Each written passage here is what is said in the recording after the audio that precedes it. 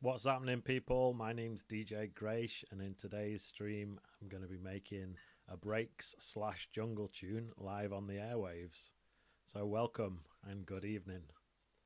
And first of all, I'm just going to make sure that the stream's working properly, and then we'll get started.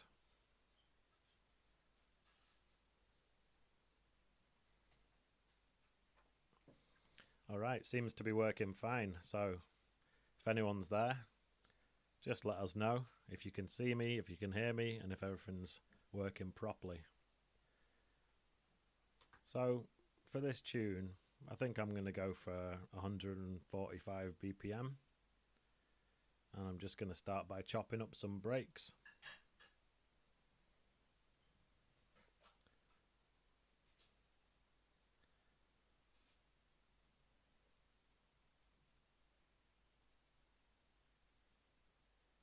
Alright, so I've got this jungle breaks folder which I usually like to use. Yes, shout out Mark P, shout out Garth. Nice one for dropping by, and thank you for checking the sound. So I've got this jungle breaks folder that I usually like to use, and within it I've got this favorites folder. So I'm just going to open that up, and we'll just go for the funky drummer, and I'll just chop that up. So this is what the funky drummer break sounds like. Oops, possibly a little bit loud. Sorry about that. Alright, so what I like to do is usually just get rid of the tracks that I'm not going to use to start with. So this MIDI track and these two audio tracks, I'll just get rid of them.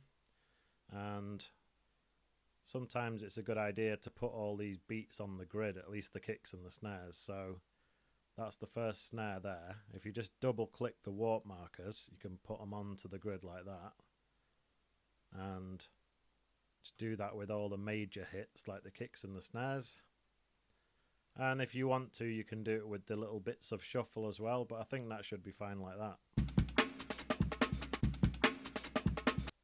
Alright, once you've done that, you can just right click on the audio clip and choose choose slice to new MIDI track.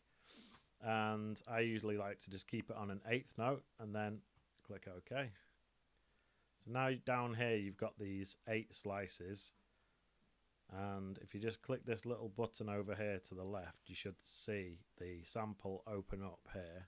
And then what I do is I just go through each one, make sure they all start and end at the right time.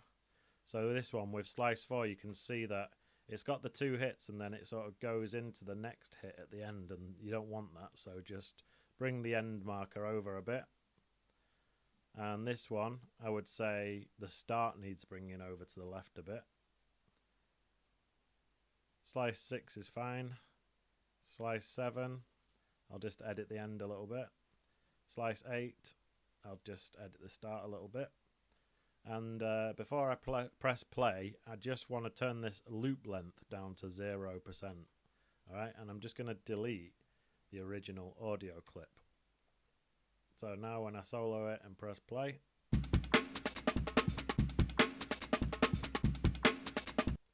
so I think at the end of slice 3 it's kind of got a little gap.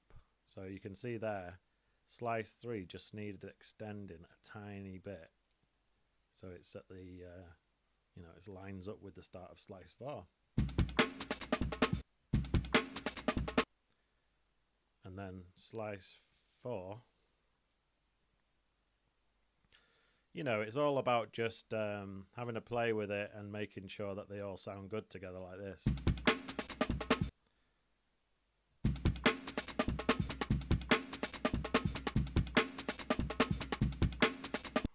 Now when you've sliced to MIDI, you've got this sustain knob here, and listen what happens when I turn that down a bit.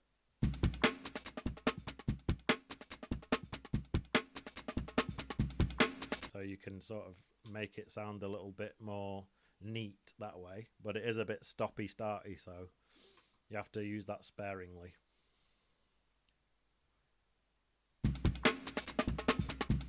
now that you've got the slices all chopped up, what you can do is rearrange them. So if I just delete all of these and put this onto an eighth note, you can do things like this.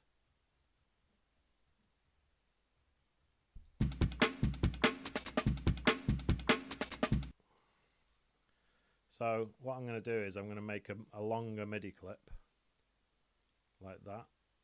Oops. Make one about that long. Shift, Command and M. And make sure it's on an eighth note, and now you can just draw in slices and make a little pattern with it.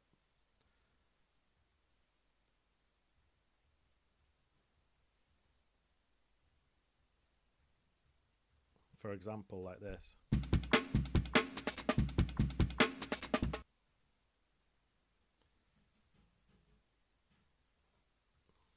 What I'm doing here is I'm pressing Command and D to duplicate each slice, and then just using the arrows up and down to move it into the correct place.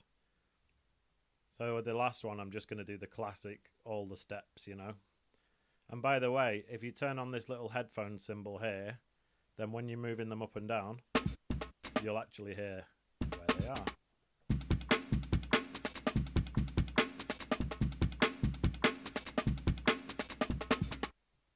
Alright, so that's a little 4-bar section, and if you press Command and L, it'll loop it, and I'm just going to delete that original one. So that's a 4-bar loop, and now we can move on to adding another break. So in this case, I'm going to go for the Apache break. Bring that one in. And just going to repeat the same steps as before. So put all the kicks and snares onto the grid. In fact, first of all, get rid of that first one and put this kicked on beat 1. Alright, then the snare goes there. And I'm just going to quickly go through, put these onto the grid.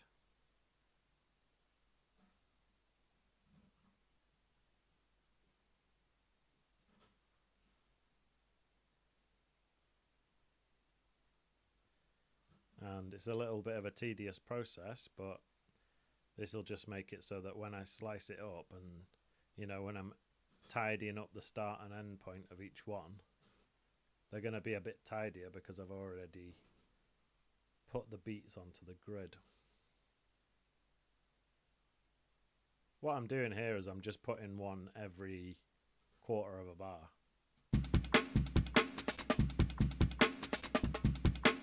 Hang on, so let me play the Apache. Sorry, need to turn that down a bit.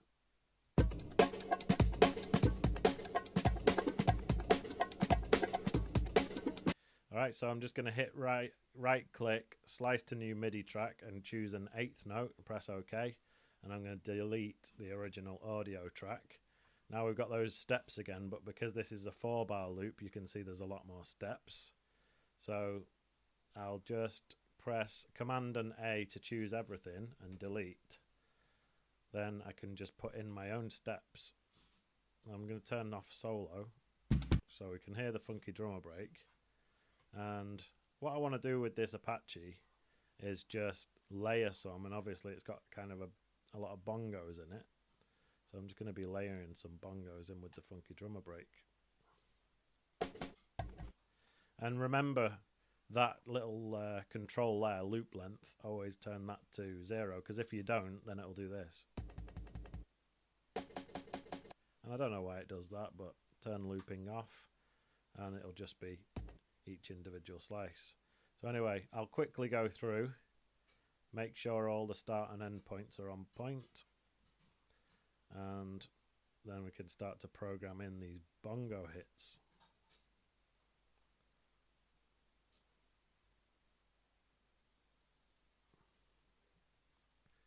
So you can see that a lot of them are off. I mean, to be fair, the end point was perfect there. Some of them are off, some of them are bang on. So let's go through quickly. That one's off. Look, this is what I'm talking about. The end point was basically bringing in a little bit of the next slice. And that way, if you program it, then you're going to hear some little clicks and stuff.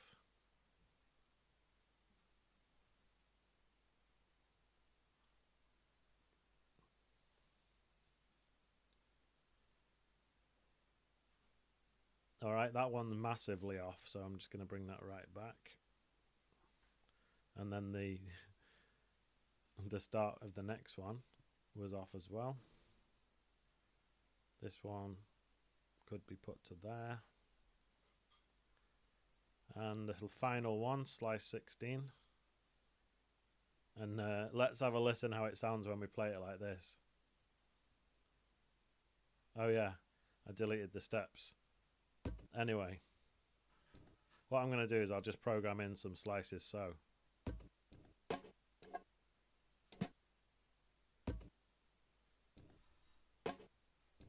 And one thing you can do, by the way, is now that they're both sliced to MIDI, you can actually just get this MIDI clip and put that onto there, hold down Alt, let go. Let's have a listen to that.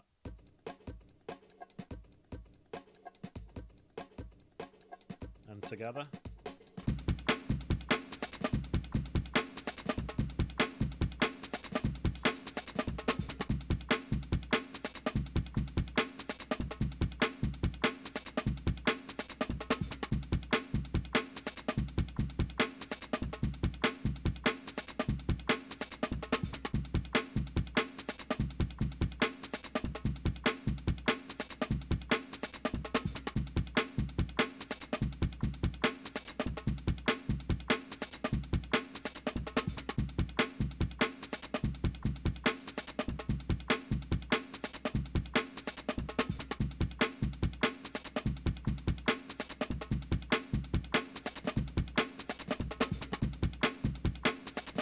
Something's off.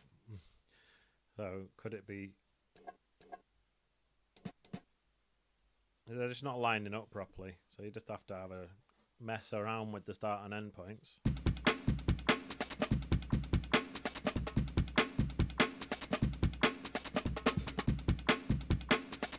Sounds much better now.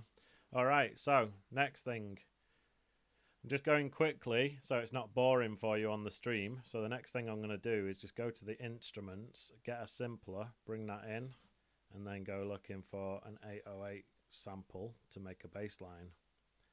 So in Breakbeat Paradise drums, there's these 808s here.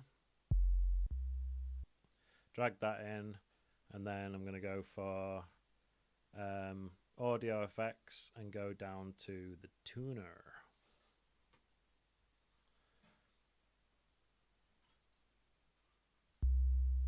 Just make sure it's in tune by turning up this detune a bit. Alright, and it's a little bit of a click at the beginning. So there's a couple of things that I like to do to deal with the click. Number one is just make sure this is on the start properly, or you can even go a bit in to like here and just make sure it's on the zero crossing. And then what you can do is here on the attack you can turn that up a bit as well, and that'll really get rid of the click.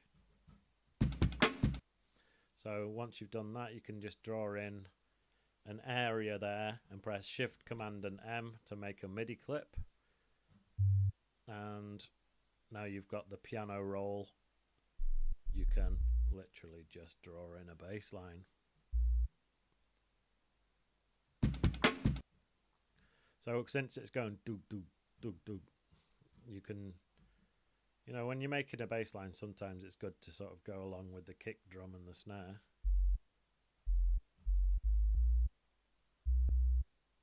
So it could be in B. Doo-doo.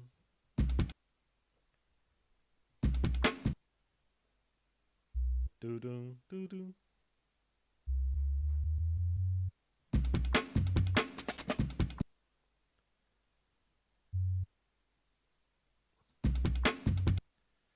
All right.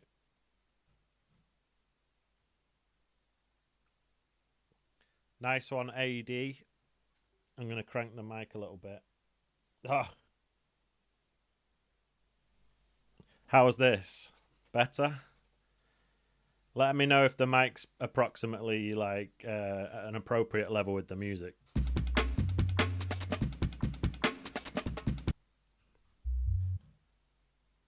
Nice one, man. And then I might go, hang on. And I go, doom, doom. Doom, doom. Nice one, Max. Let's do doom, doom.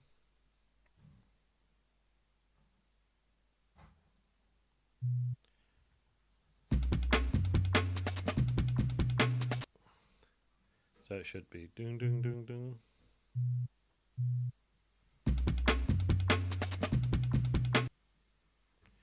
Doom, doom, doom, doom.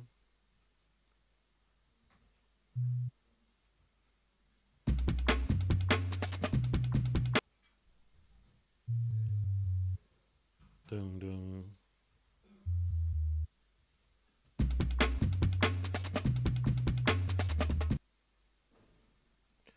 Then we'll have that do-doom. This bit again.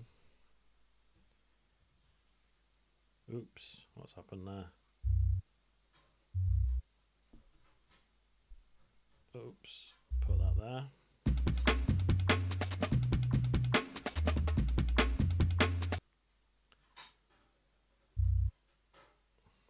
Doom, doom, doom, doom.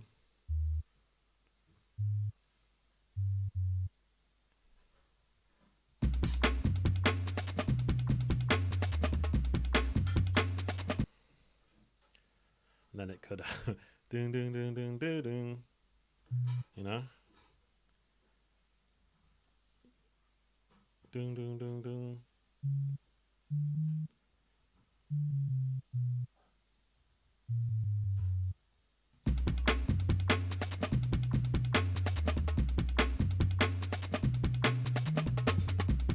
You know, what you need to do really when you're making a bass line is just use the spectrum analyzer to see if you're going too high, because it's sounding like some of these are just like a bit too high pitched to really be a bass line, you know?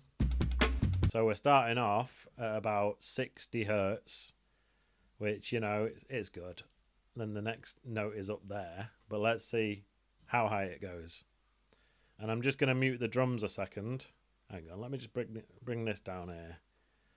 Solo the bass, and let's have a look at that spectrum analyzer.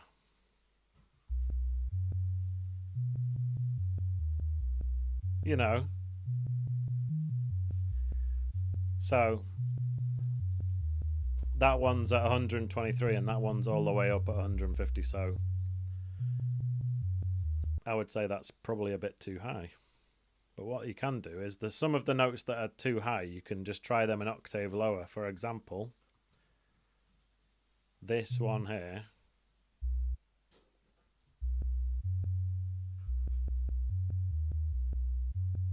And another little tip is if you just highlight everything, you hear how it's clicking.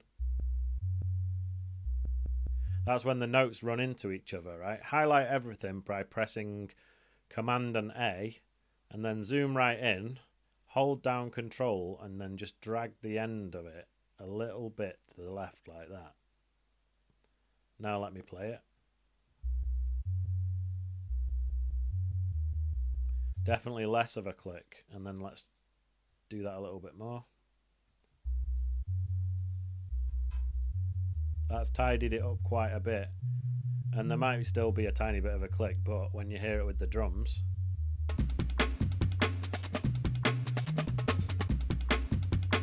alright, now this whole bit here, we could try that an octave lower. So to move something down by an octave in Ableton Live, all you have to do is hold down the shift button and then press down with the arrow.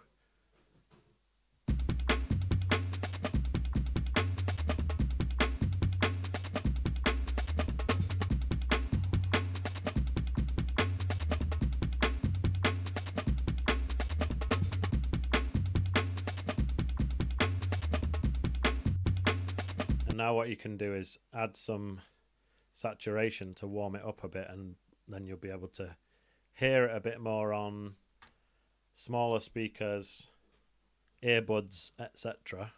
And what I like to do is bring the output down and then bring up the drive by the same amount. So for example, 17.4 decibels, bring it up by 17.4. And by the way, on a lot of the controls in Ableton, if you feel like you're moving it and it's difficult to get it bang on the mark, what you can do is hold down the shift button, and then it'll move it in smaller increments, so then you can just fine tune it right in. So let's have a listen to that. I think it needs more. Let's try 22. So I'm holding shift. So you get it to the right ballpark, and then, so get it to around 22, and then you see I'm on 0.3 over. Hold down shift and bring it down to 22. So this is for the wax speaker crew, you know. Earbuds crew, iPhone speaker crew. So you've got these within the saturator, you've got all these different types of curves, including analog clip, soft sine, medium curve, hard curve, sinoid fold, which sounds fun sometimes. And what you can actually do, I'm getting a little bit ahead of myself here, but what you can do is, if you automate, you see saturator type, you can actually have it on sinoid fold for a bit, and then you can automate it to change to medium curve or soft sine or whatever you want. So you can make it do 16 bars of one type and then switch it up.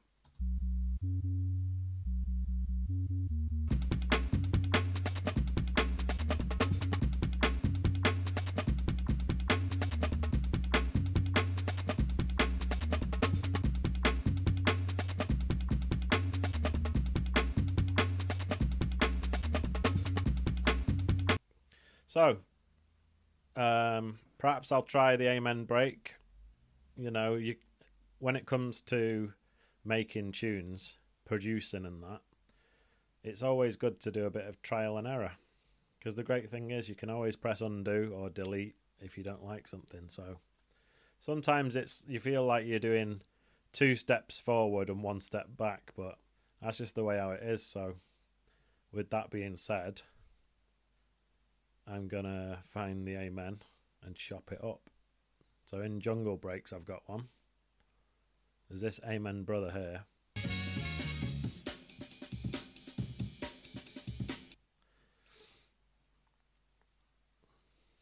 And by the way, you guys, let me know where you're from and what you've been up to this weekend.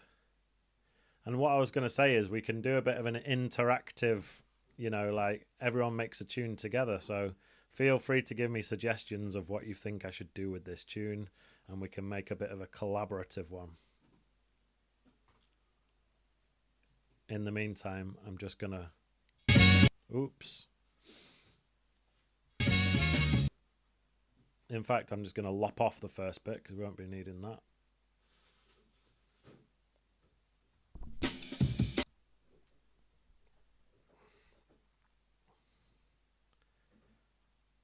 Shout out the Nottingham crew, Derby crew.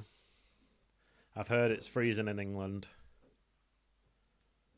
Don't worry. Spring's coming soon. My brother went to England today, actually. Probably landing right now. Manchester Airport, freezing his bollocks off.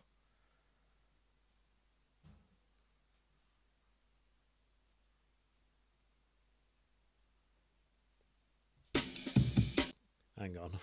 Too busy waffling. I've started it on the snare. So it's always good to have a listen to what you're actually doing rather than just doing it blind like a fool. Right, you know what I'm going to do? I'm going to delete this Amen. I'm going to use a different one. So one thing I like to do is just type in the sample that you want from the chat. Sorry, from the from the search engine there. This is a really good feature. You type it in and then it'll only show you folders that actually have that in. So I've typed Amen. Now it's only showing me folders that actually have the Amen break in them, including obviously the Jungle Breaks one that I was using before. But we've also got Breakbeat Paradise. There's one that just does what it says on the tin, drum and bass sample pack. Top loops. You know? And then this one's good. I don't know if you guys have this. Jungle sample pack.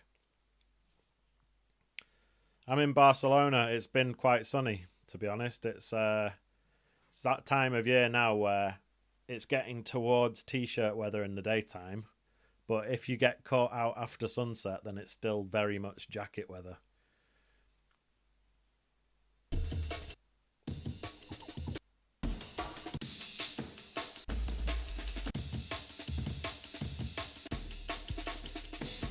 Some of these are really nice.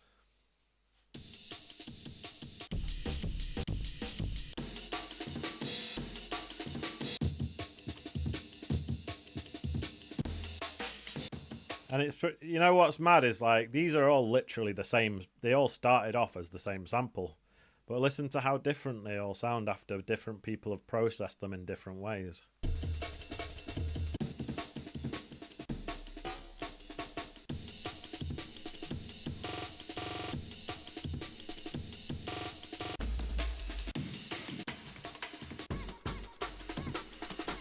And there was a stranger. There we go. Stranger free breaks. This one's got, you see that Amen 4-bar original? You see this 4-bar original one, that is just the Amen break.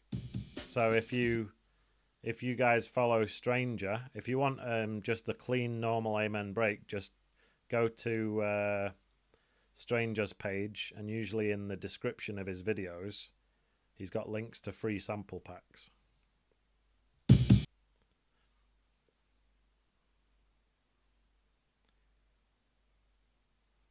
So I'm just going to put some of the beats onto the grid.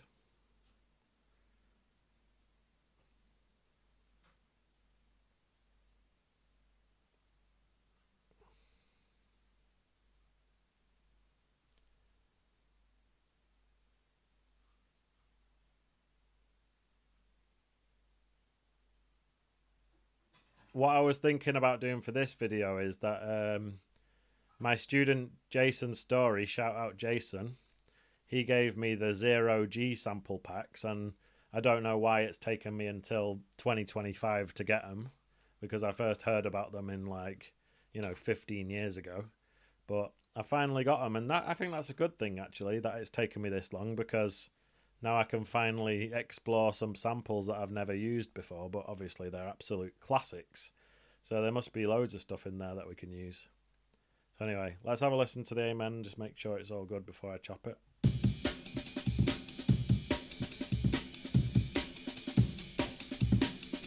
And another tip that I can give you is you can actually pitch this up before chopping it or pitch it up after. But, you know, obviously if we're trying to make something that's sounding a bit jungly, even though it's only 145 BPM, you can sort of trick the ear into thinking it's faster by pitching it up.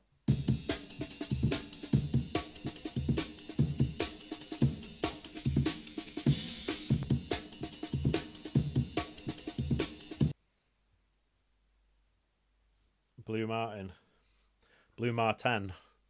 Pretty sure I've got his... let's have a look. Blue Martin free pack. And that must have... Is this the one you're on about?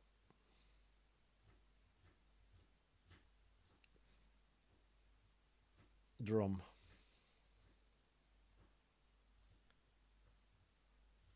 Yes.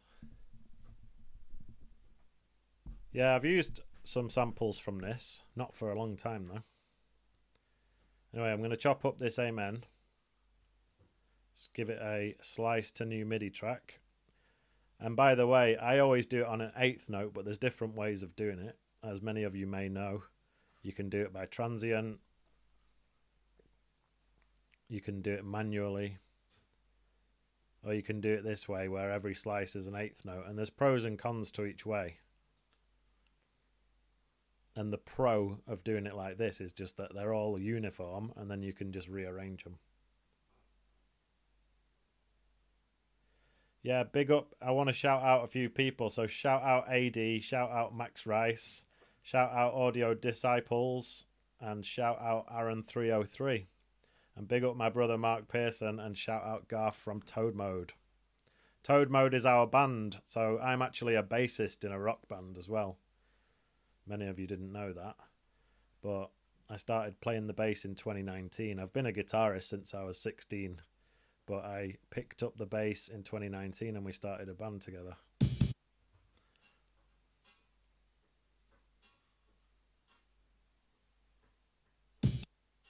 All right, I'm going to have to tidy up these slices, and the reason is, listen to slice 1.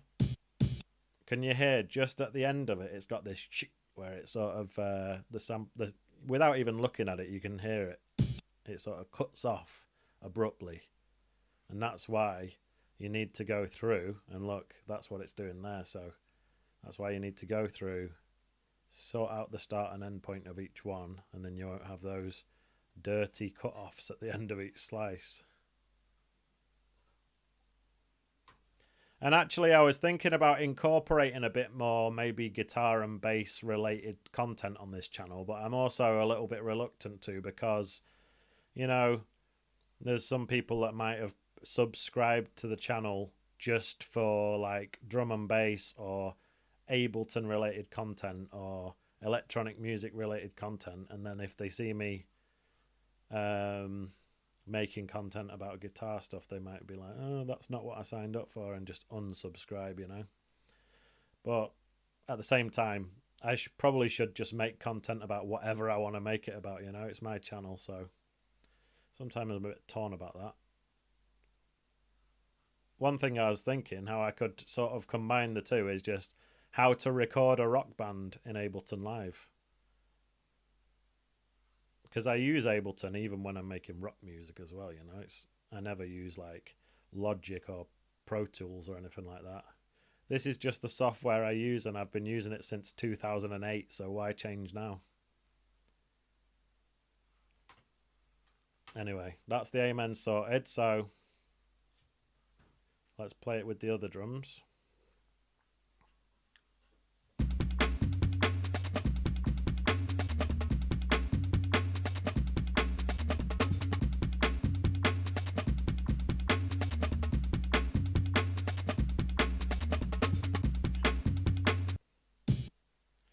Right, I'm going to turn it down a bit.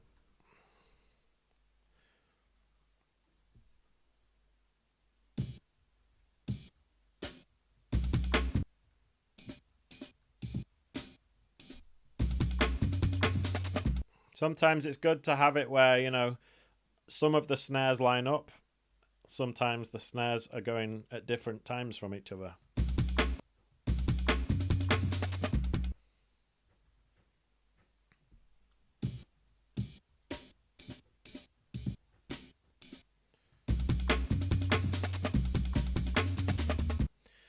Or, you know, the thing I did before where you just sort of drag the MIDI clip on, which is an amazing thing about doing slice to MIDI, is that you can just drag that onto there, hold down Alt and let go, and now it's like this.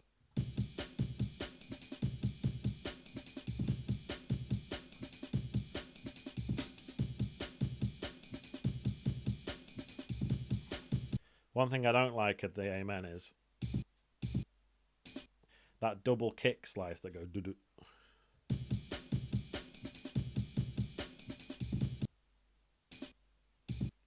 That one. So you can just put that to anything else. Like that.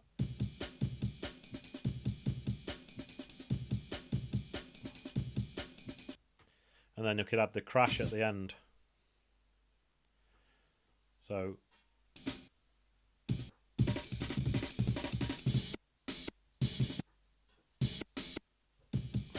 my apologies.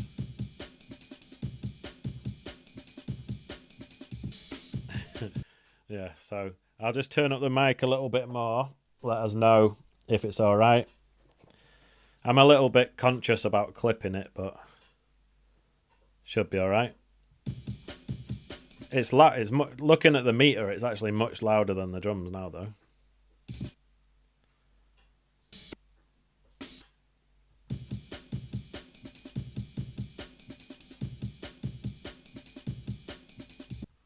So I want maybe the crash coming there.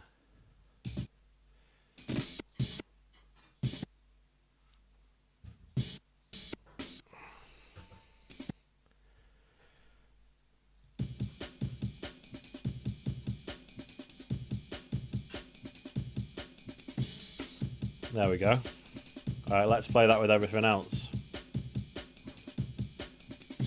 I really appreciate it, Patrick. You know, if you ever hear the mic too loud or too quiet, or just I really appreciate everybody helping me out with the levels, because I'm sometimes a little bit like, how is the mic compared to the music? Is it too loud? Is it too quiet, etc.? So let's listen to everything together.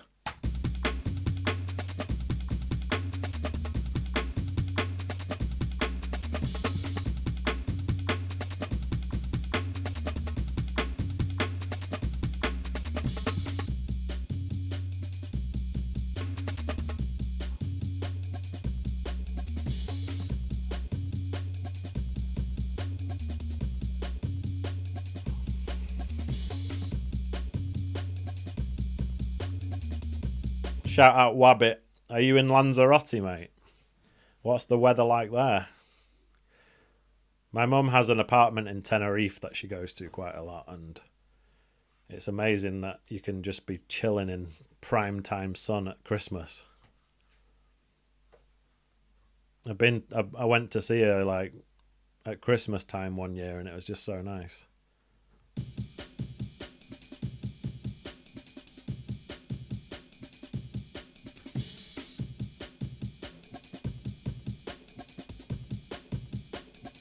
So the idea is I've got the funky drummer, the Apache, and the Amen break, and the idea is I'm not going to be running them all at the same time.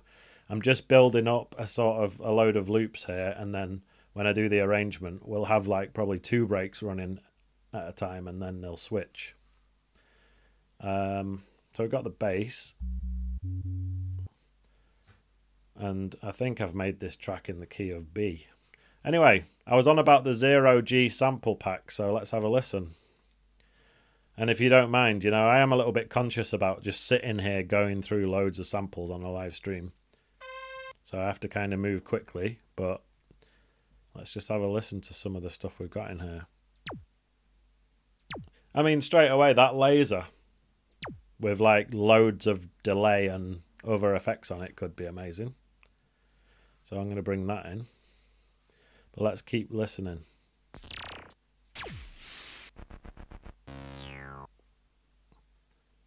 Right, I'm just going to find a few random things and bring them in and then start putting it together. So, electric guitar. That could be good before the drop. That could be good. Whack it into the simpler.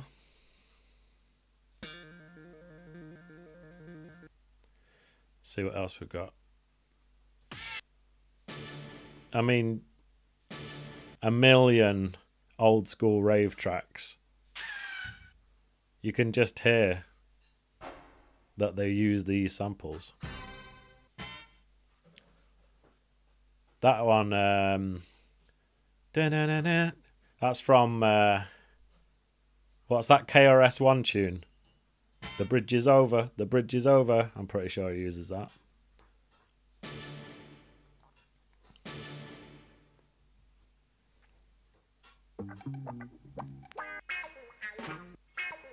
Funky as hell.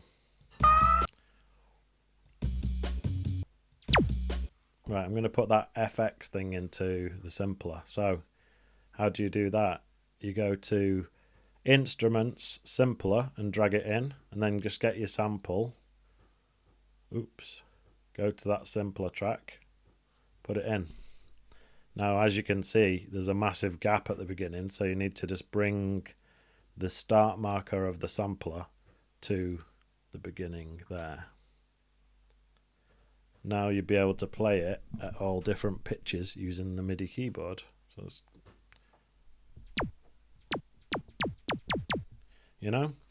and then what I'll do is get far too many effects, including delay to start with.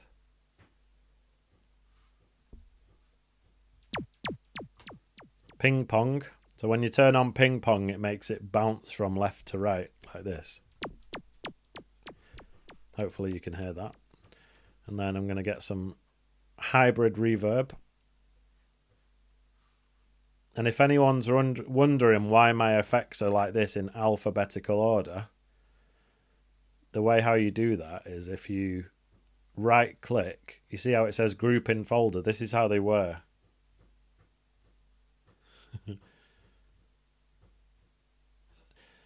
Honestly, audio disciples, the truth is that these sample packs, I've had them for so long, over a decade, and I just cannot remember where I got them all from. But I'm pretty sure that you can either just Google it or go on to. Have you ever heard of Dogs on Acid? It's like an old school forum for drum and bass producers. If you went on to Dogs on Acid and then type in Blue Martin into the search, there'll be a thread where you can find it. So anyway, I was just saying, if your audio effects are looking like this, you've got drive and color, dynamics, EQ and filters, they're all arranged into folders. If you prefer to just have them all as one big list, all you have to do is right click and then uncheck group in folder, and then they'll all be like that. And that's how it used to be in old Ableton Live before probably version 10, I think. So here's how the laser is sounding with ping pong delay and hybrid reverb.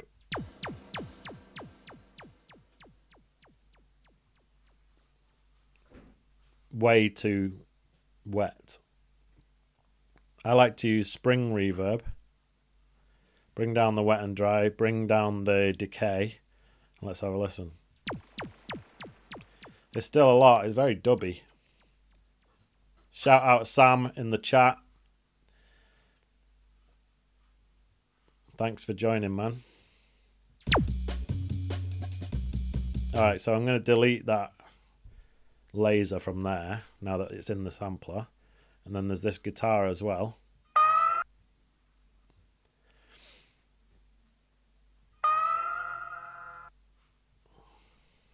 So I'll get another sampler, go to instruments, drag in the sampler, get that guitar and put it into the sampler. And make sure you start the start point from at the beginning of the sample, so just over here. And then you can delete that audio track. So now I've got the two on separate audio tracks. We've got the laser here, and then there's the guitar here.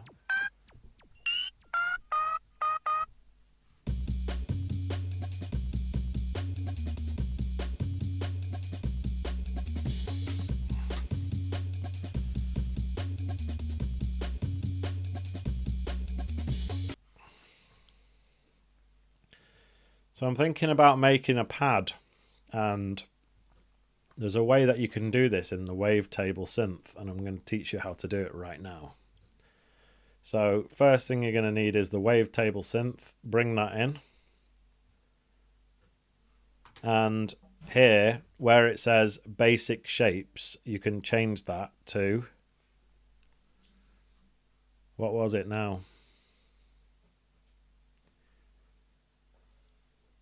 It's been a while since I did this, so just bear with me a second.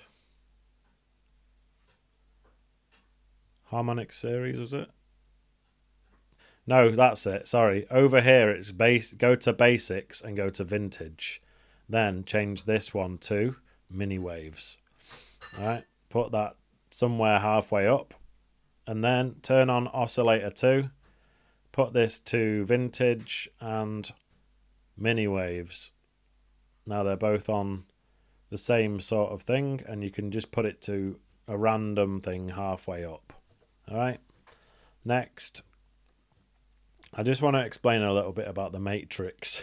Now, the matrix is a grid of different parameters of the synth, and you've got the different envelopes and LFOs along the top, and then you've got different parameters down the left side, including the amplitude, pitch, position on the wavetable, which is this slider, etc., etc. Now what we're going to do is we're going to set up an LFO, which stands for low frequency oscillator, and that basically it just makes things wobble, so you can make things modulate by moving up and down. So here where it says rate, you can change that if you just click this note symbol, change the rate. In fact, no. Put it on hertz. going to put it on like pretty slow, so like 0.14 for example. So this is LFO1. Now I'm going to go back to the matrix, and in this grid you can make the LFO wobble different things. So as I was saying before, oscillator position 1 is this slider here. So if we go to LFO1, oscillator position 1, can turn that up a little bit. Now whenever you press a key on the keyboard, it's going to make this thing go up and down. Now I'll show you that in just a second, but I'm also going to make LFO1 wobble another couple of things, including this filter. So I'm going to turn on both of these filters here, and here where it says serial, I'm going to change that to split. So we've got two filters doing different things. All right, now I'm going to make LFO1 wobble filter frequency 1. This one. Turn it up a bit. Now LFO2, I'm going to put it on a slightly different rate, maybe 0.20. And in the matrix, I'm going to make LFO2 wobble this position here. That's oscillator 2 wavetable position. Turn that up a bit, and I'm also going to make it wobble the filter frequency here. And I'm sorry if this was a lot of information, but in just a second I'm going to show you how it sounds. So last thing I'm going to do is turn on unison, put it on classic, and then put it to 5 voices. Now when I play a note, it sounds nothing like I wanted it to. Why is that?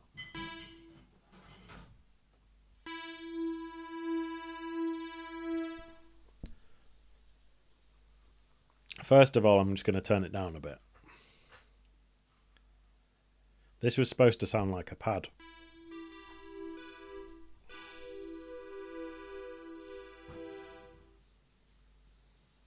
I think it needs EQing for a start. So I'm just going to get the EQ8, put that there, get rid of the low end and get rid of the high end. So it's just sort of a band pass filter. That sounds a lot better.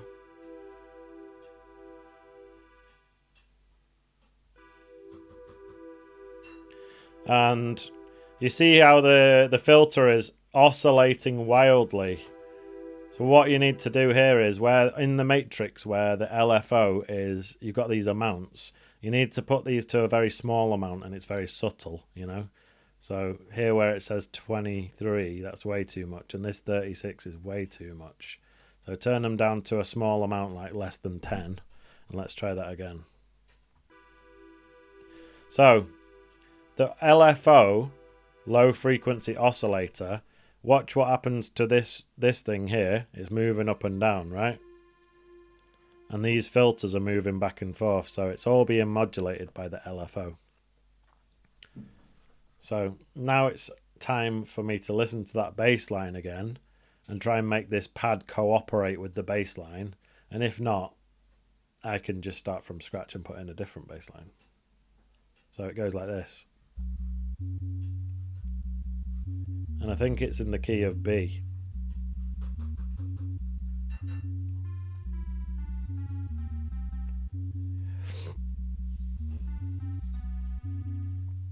All right. So instead of using the keyboard, I'm actually just going to draw these in.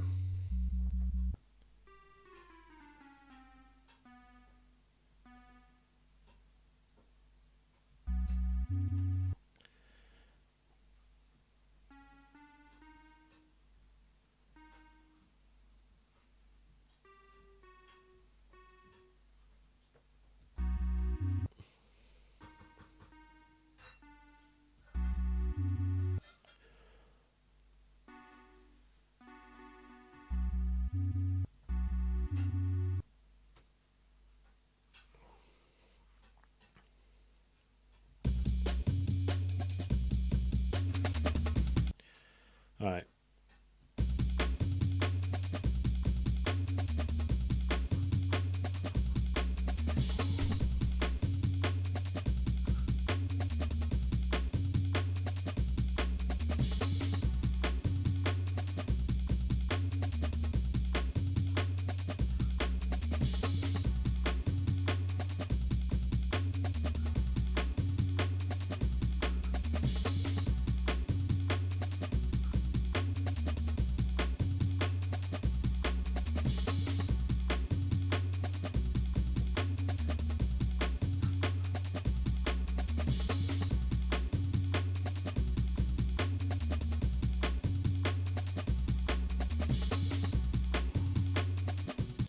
All right. So, as I was saying kind of earlier on in the stream, it's a lot of trial and error and taking 2 steps forward and 1 step back. So perhaps I'm going to do the bass line again after I've put in the pad. And if you've ever seen any of the tutorials on my channel, I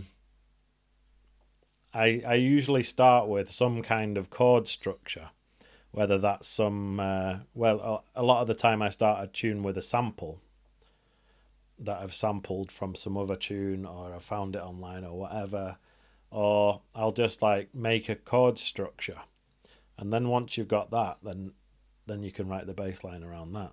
Now in this case, perhaps I'm just going to put in a couple of chords with this pad and then make a bass line around it.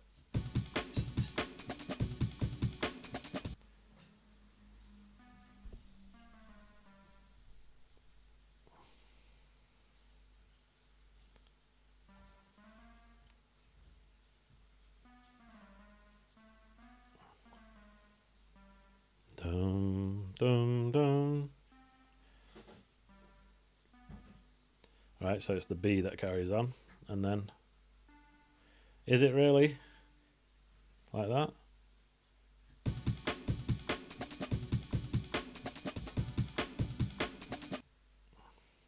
And then maybe down again, so to F. Dum dum dum.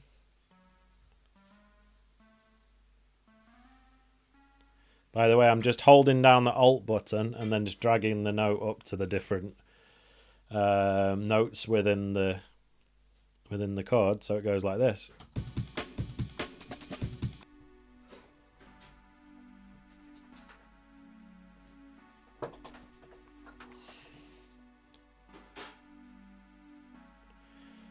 Another thing you can do to make this sound a bit more paddy is go to the envelope.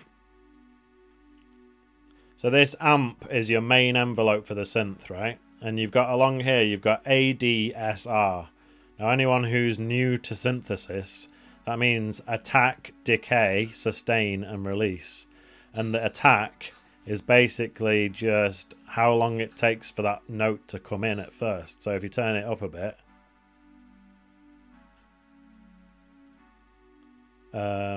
not sure why that's not happening.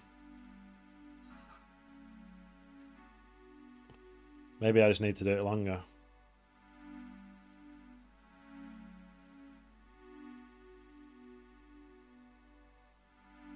Yes, Eric.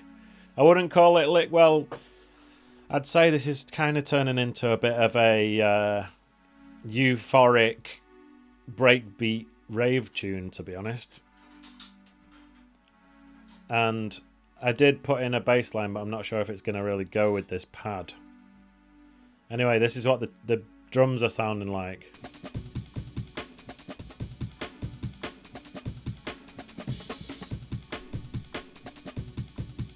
And I was saying before that like I'm possibly not going to be using all of these breaks layered on top of each other, but at this stage I'm just sort of looping, and then I'll be yeah it's like you can call this a liquid breaks tune. Actually, you know what, when I was thinking about what to stream about today, I was toying with the idea of doing a stream that's just called Can Jungle Be 140 BPM? And I've made a lot of tunes in the past that are very jungly, but 140 BPM, obviously A lot of people are of the opinion that you shouldn't call it jungle. Jungle has to be 160 and above. If it's 140, it's got to be called a breaks tune. But, you know, it's all to do with the style of the tune, you know. If it's like chopped up amens with 808s and like a load of Rastaman samples and all the rest of it, then it's very jungly, and, you know, so it's a great talking point, and perhaps I still will make a video about that. And actually, I've got a lot of vinyls that are like 140 BPM that are very jungly, and I thought maybe an idea for a video could be just like playing records and being like, is that jungle? Is this jungle? And then everyone in the comment section will start arguing with each other, and it'll just blow up the video, you know?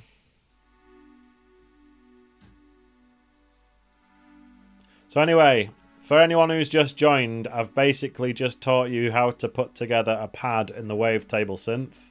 If you're interested in learning that, you can always watch this back at another stage.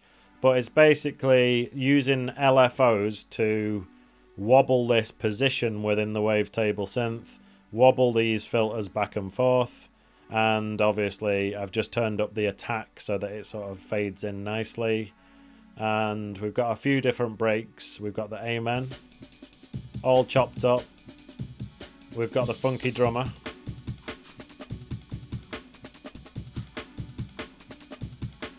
And we've also got the Apache.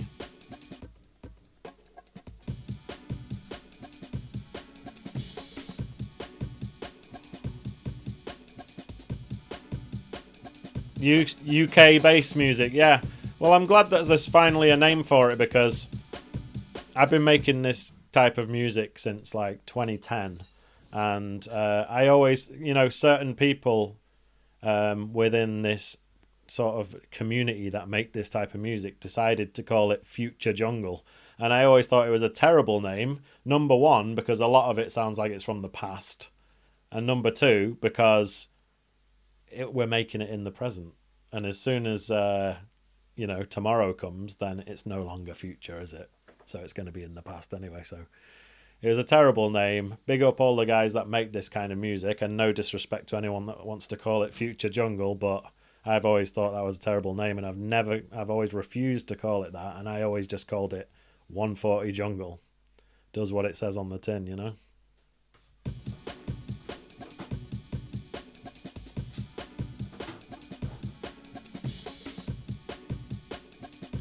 Anyway, so now that I've put this pad in, let's see if it works with this bass line. Probably not. So I think here it needs to go to the other chord, so... And then it needs to go... Do-dum. Do-dum, do-dum.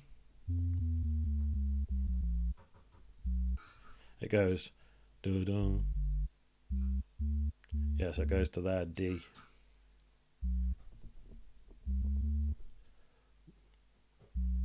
And then is it going to go right down? Dun, dun, dun, dun, dun, dun, dun, dun. Okay. Dun, dun, dun, dun.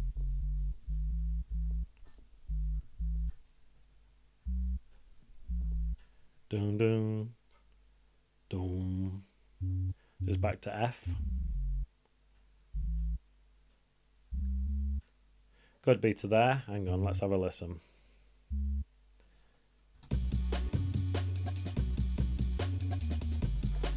Hang on, that's wrong.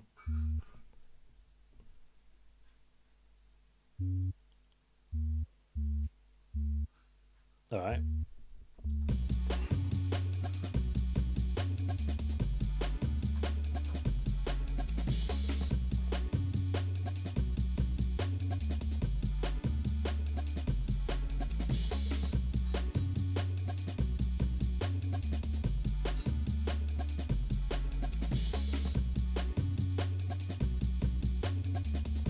And then the funky drummer.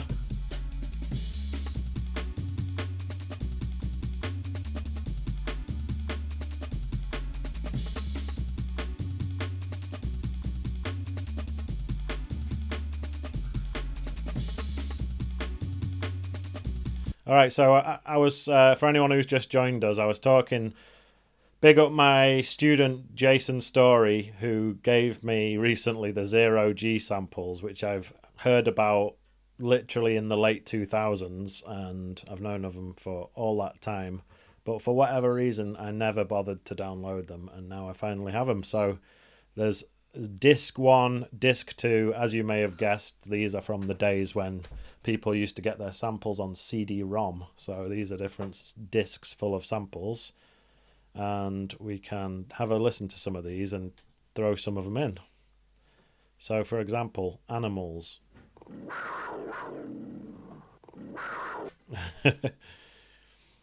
What else have we got? Hits, melody loops, strings. Oh yeah.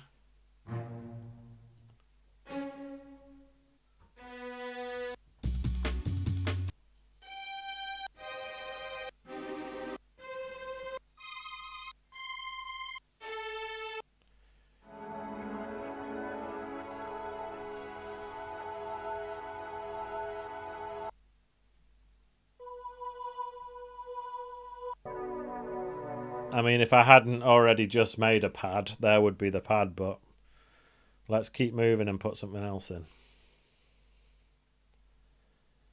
Anyway, I did actually put a little laser beam into the sampler before.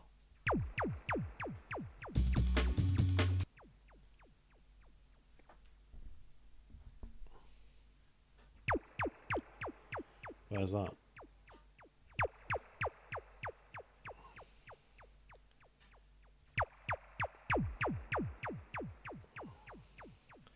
Sorry if that's a bit loud. The laser is too bouncy.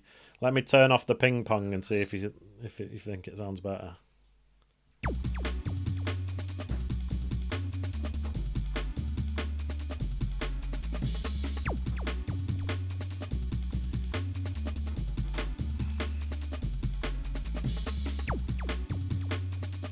And what I'll do is I'll just pan that slightly over to the right side. And as I start to add all different elements, that we can put some of them on the left to sort of balance things out. Brass sounds cheesy as hell. You know, obviously with these 0G sample packs being from the 90s or 2000s, then they're going to be hit and miss in terms of the quality of the sounds, you know.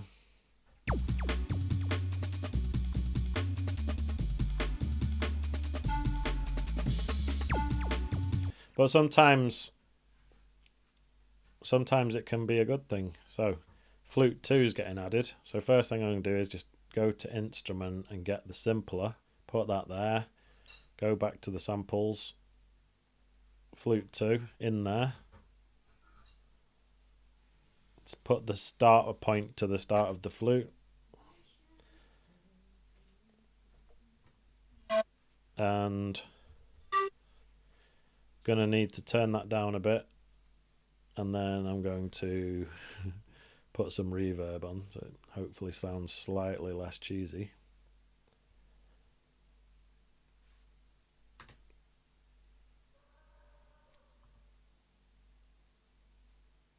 Shout out Tara Bass. You're not too late at all.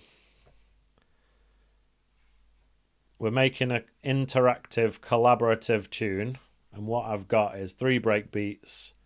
Then I did this 808, bit of saturation on there. Then I made the wavetable pad.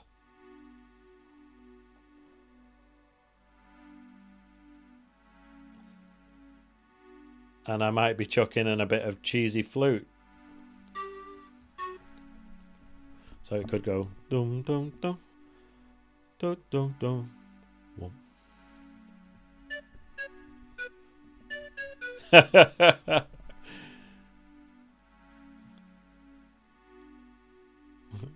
So to make a MIDI clip, highlight the area, Shift Command and M. You need to make sure that little headphone symbol's turned on, and then when you touch on this little keyboard here, you'll hear the thing. Thank you, Eric.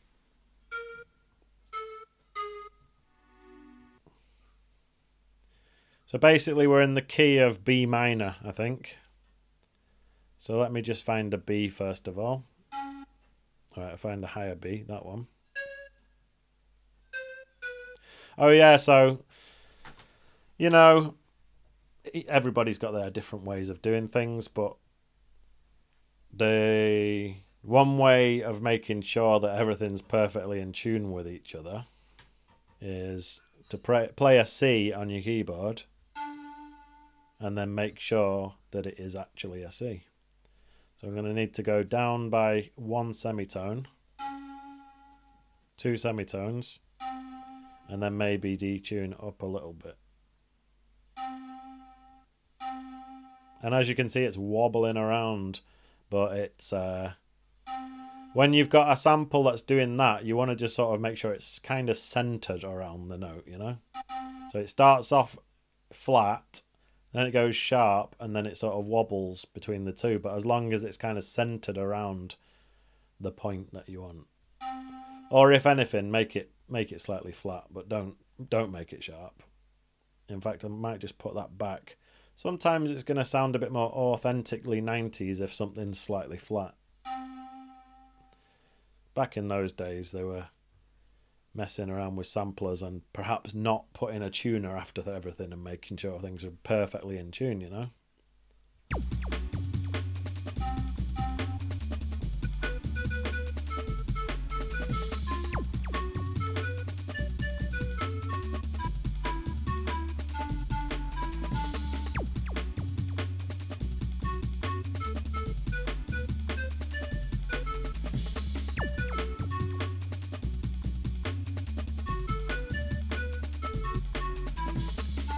I'm just messing around. Don't think that I'm actually going to stick with a melody like that. In fact, I'll probably just do like 3 notes with a load of delay on it. Yes, Eric.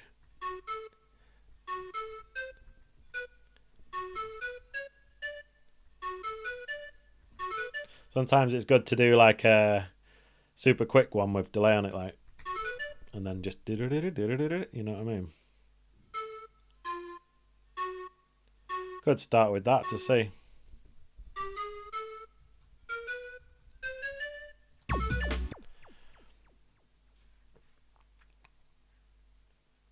Where's the delay?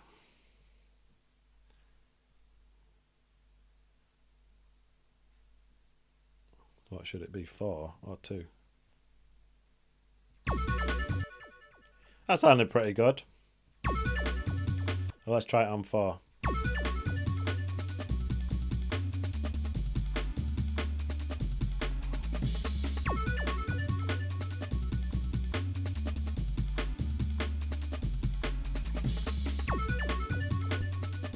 And the question is, should it do the next chord like do-do-do-do?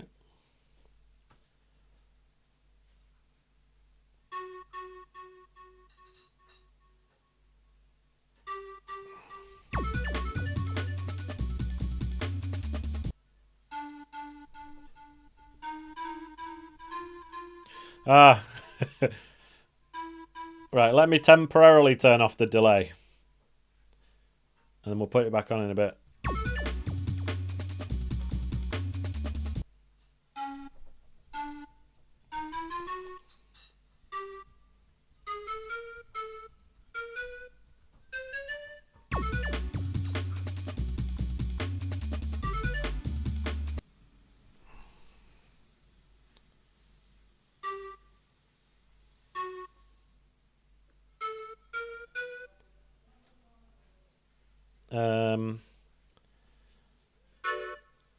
One sec.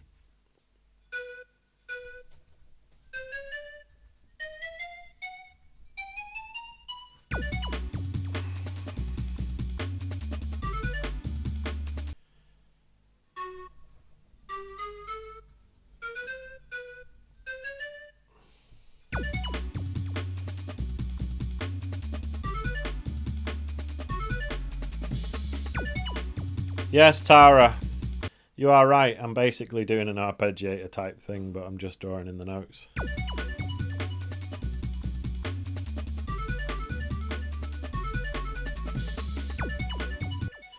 So I think we were better off how it was to start with. Let me press undo a million times.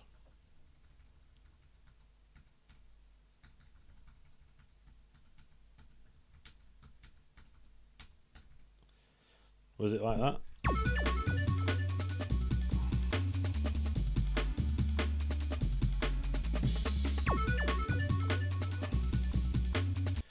Ah, I'm in two minds. I think it sounded pretty good before when it went all the way up.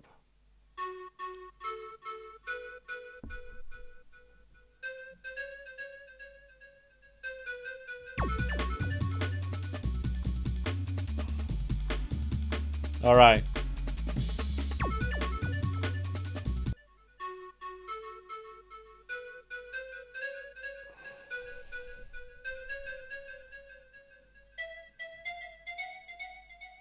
All the way up to F.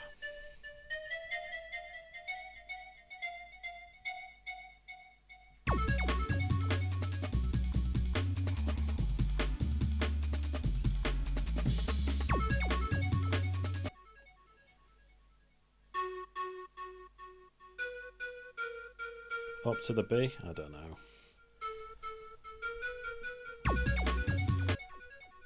Eric says, there you go. So what, you think it's better like this?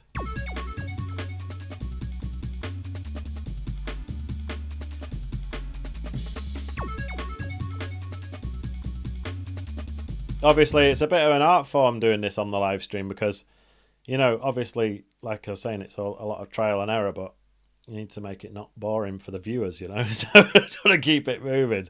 So the call and response, that's the call. And what would you do for the response, Eric? Or anyone else, if you want to chip in some suggestions, what would the response be? And would it be here at bar 3? Like, as in, you've got bar 1, you've got this, and then bar 3, it does something.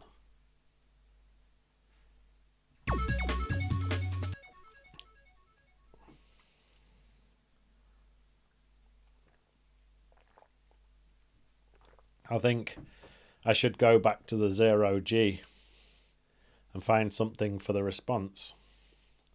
Cheesy brass, for example. I feel like I've heard that one, probably in many tunes. Oh yeah, the stabs. They're called hits, these hits.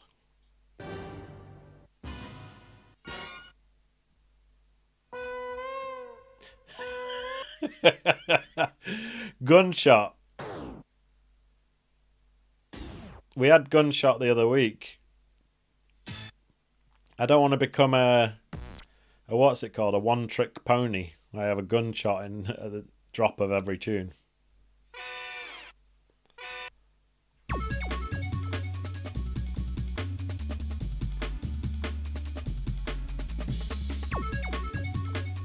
Something about this that I don't like, but hang on.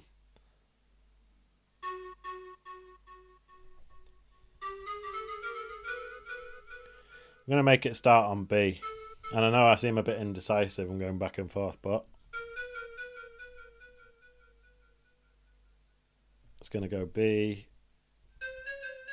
Wait. Right, I'll turn the delay off temporarily again. We're going to have B. Maybe this B down here.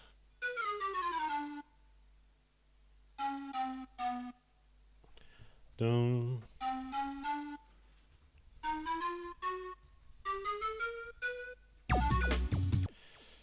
How about like this?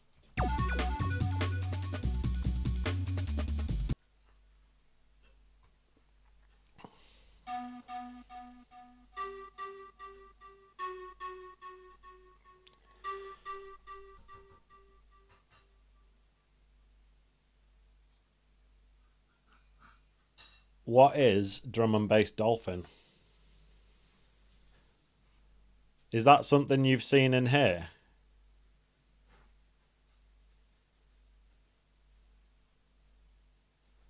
Is it in the animals section? Okay.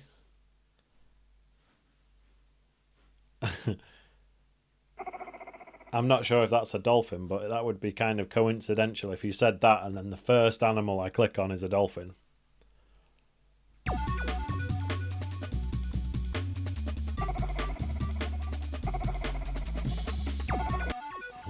Call and response. Cheesy flute followed by dolphin.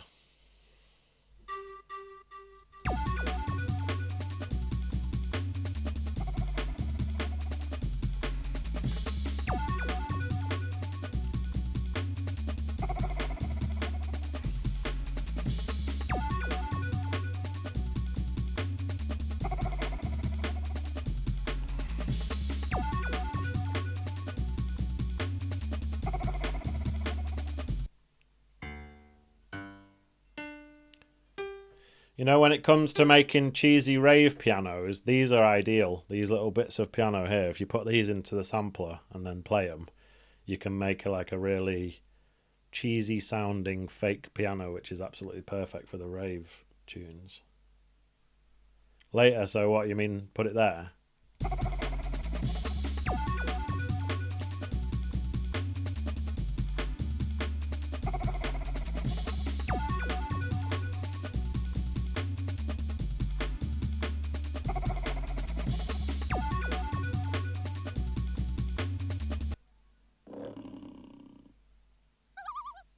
I've definitely heard that. What's that from? Any drum and bass nerds or jungle nerds know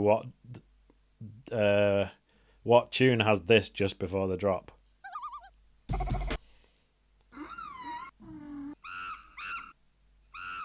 That'd be pretty good. Little screaming monkey before the drop.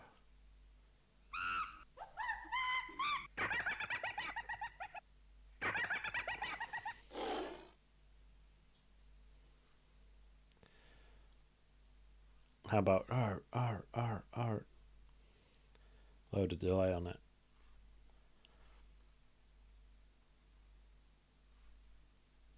Should it be a 3?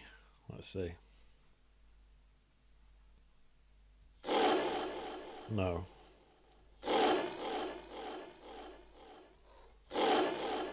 Forgive me.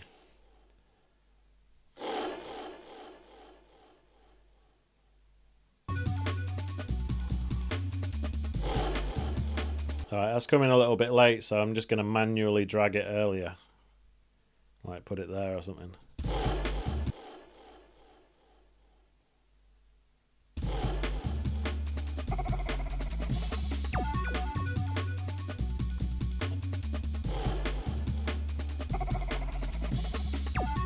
Valley of the Shadows. Is that what it is? Where was it now?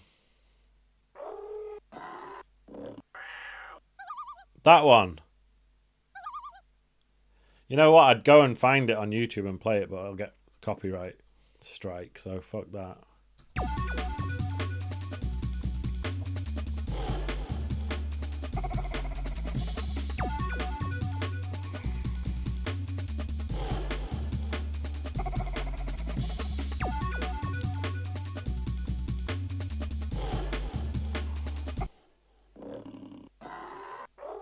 Right, that's enough animals for now, otherwise it's just going to turn into an absolute zoo in here.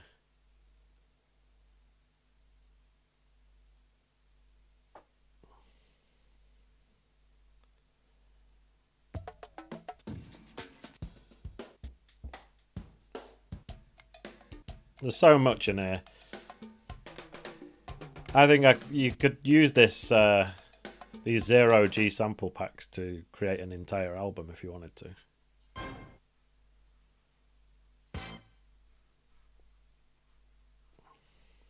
I'm sure many people did.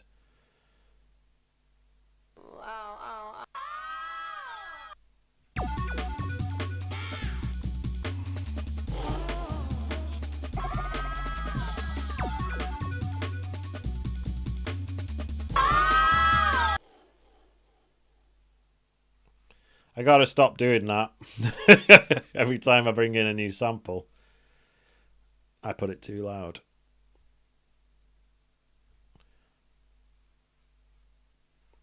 You know, it's turning into sort of a rave tune, so perhaps I should just run with that. And you know, I was saying before about the cheesy piano. Where was it now?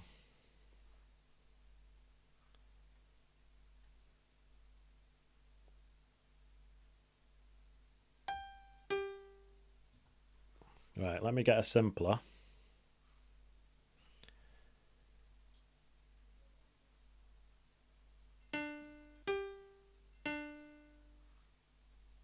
Let me just figure out what key this is with the tuner.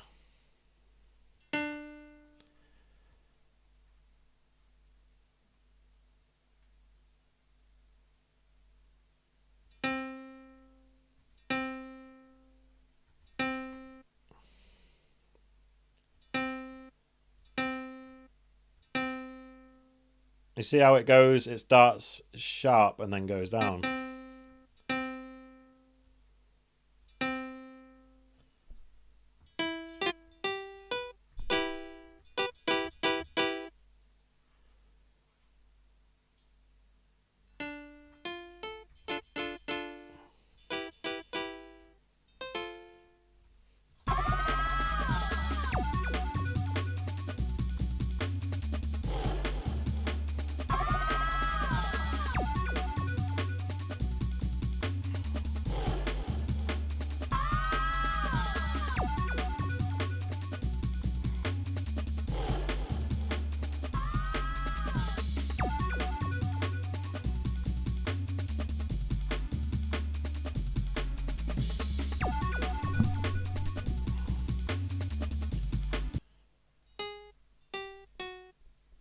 Any of you guys on YouTube, by the way, if any of you have a channel, just put it in the chat so we can all subscribe.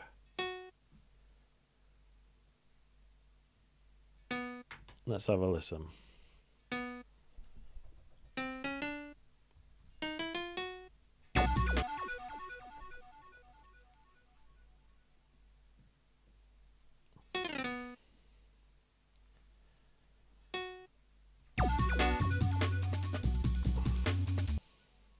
Could be like more of a dun dun dun dun dun dun dun dun sort of thing.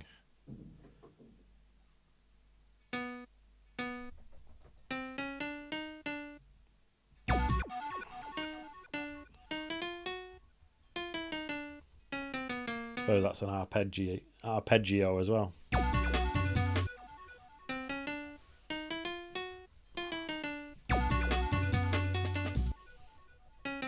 Don't worry, it's sounding cheesy now, but it'll sound better in a bit.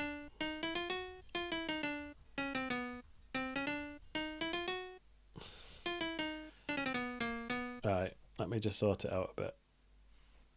Get rid of the tuner. First of all, let me take out some of the low end.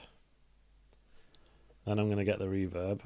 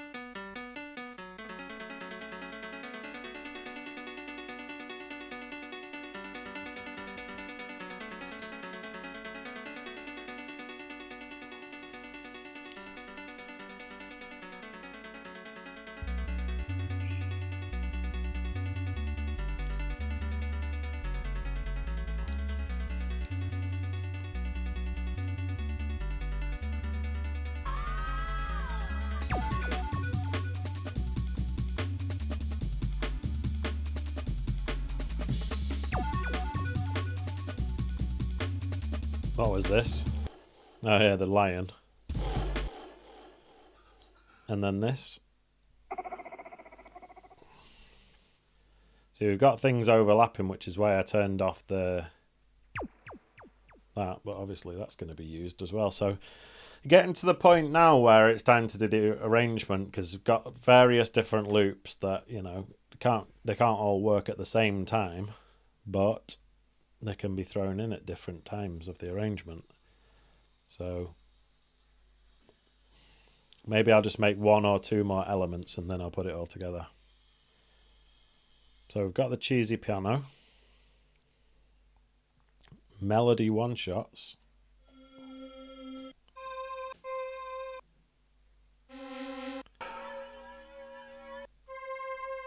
I mean, there could be 2 piano parts. One could be this arpeggiated section, and then there could be another one that just goes dun dun dun dun dun. So what I'll do is I'll just duplicate that whole track, and then in this one, if I just turn off the delay, delete the MIDI notes, and then I'll just turn on one of the breaks so I can actually hear the rhythm of, you know, the timing. So turn on the funky drummer. Dum dum dum dum dum.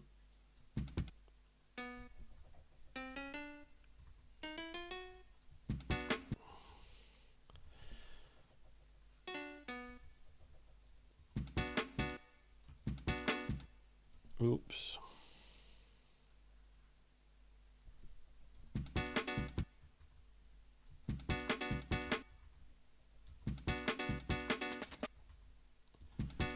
Times 2.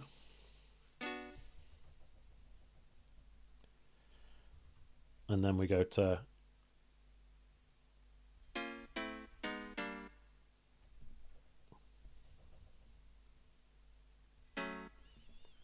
and maybe this one needs to be like that.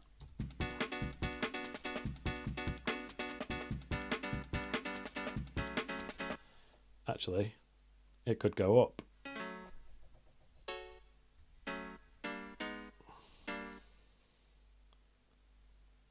Big up, Eric. Thank you for joining.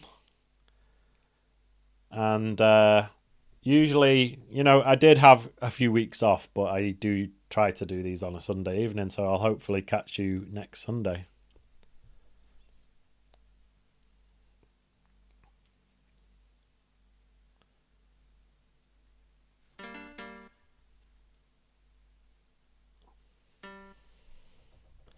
So I was thinking, so it does the B, then the G.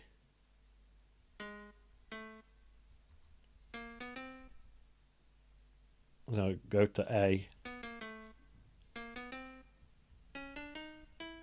I don't know. I'm experimenting.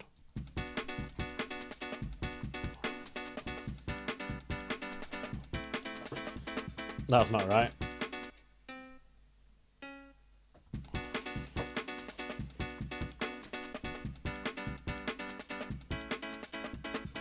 I don't know.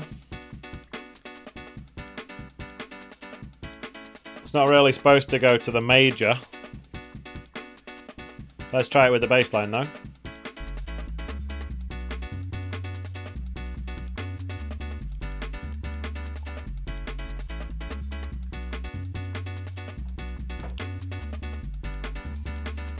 Shout out Gurgly. Is it Gurgly? I don't know if I'm saying it right. I do teach one-on-one lessons, and if you're interested, all you have to do is email me at graish@icloud.com, and I'm just going to type it in the chat here. Graish. And I'm going to leave some gaps because there's a chance that like a bot will pick this up. But there's the email address. graish@icloud.com. Hit me up and we can talk about it. And I do teach one-on-one classes. I was saying before, one of my students, Jason Story, was the one who gave me the 0G sample pack that we're using today. So big up Jason. He's a legendary student and he's making great progress.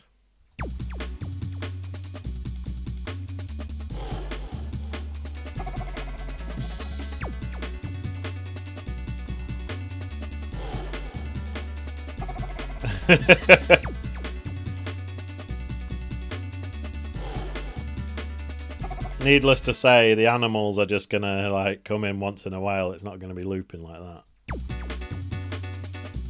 Alright, so this piano sounds alright, but it needs more effects. And let's see how it sounds with the delay on it.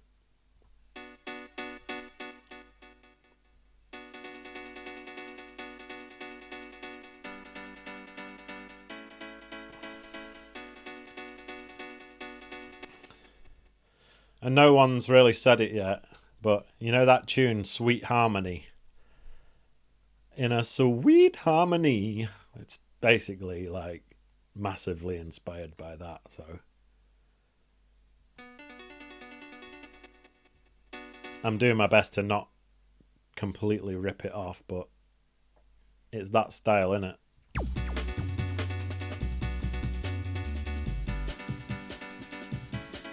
In a sweet harmony.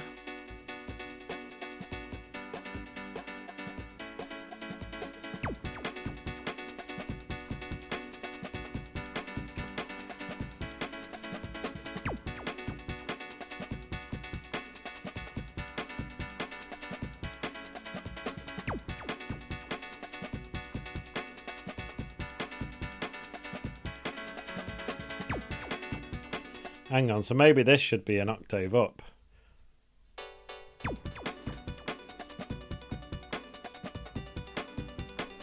No. They'll just, like, the arpeggiated piano and the piano chords will just be playing at different times, basically. So, we're getting towards, it's time to start to arrange this now. And Tara Bass, if you wouldn't mind explaining what a midtown vocal is. Because I don't really know. I kind of know what you mean, though. Do you remember that tune that used to go, gotta have house music?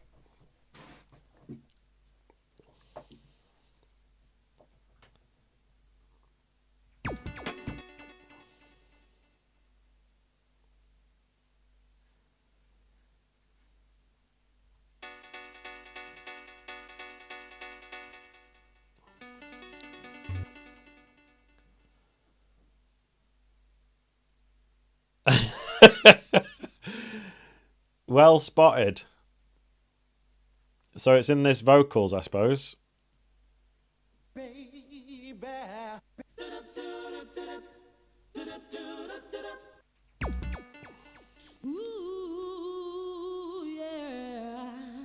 See, she wasn't even singing in key, but that's just what adds to the charm of some of these samples.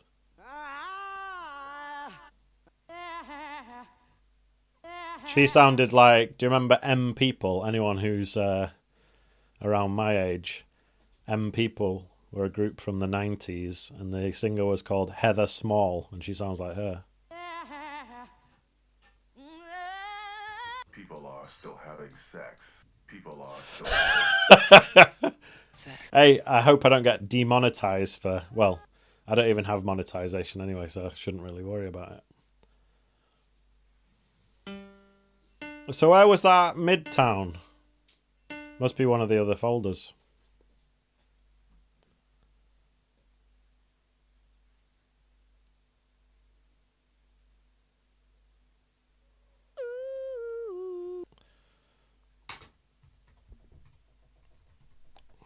Midtown.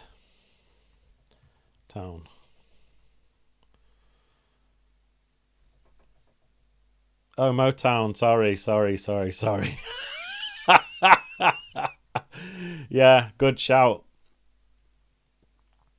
I don't know if you guys saw my...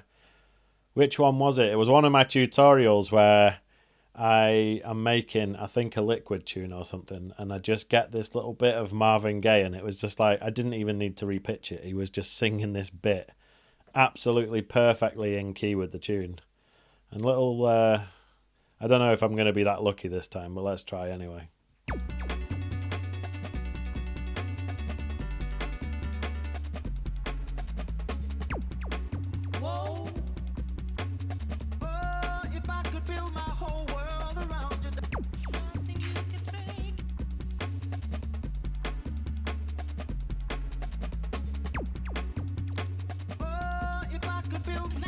Sometimes it's good to go halfway through and maybe in like the middle of the tune he might just...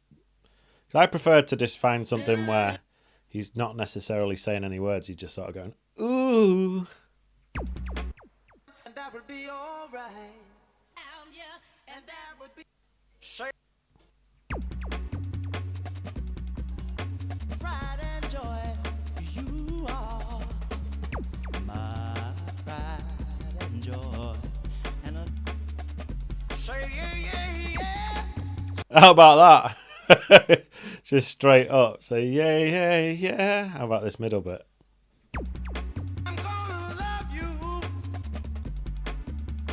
in every way. Wait. I'm gonna love you.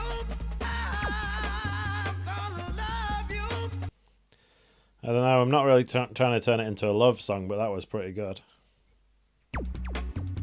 Say yeah. Say yeah.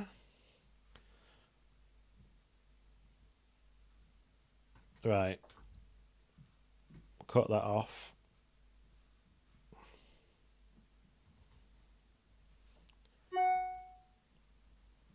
I don't know if that comes through on the stream, but someone's just emailed me. Hopefully it's my man, Gurgly. Big up.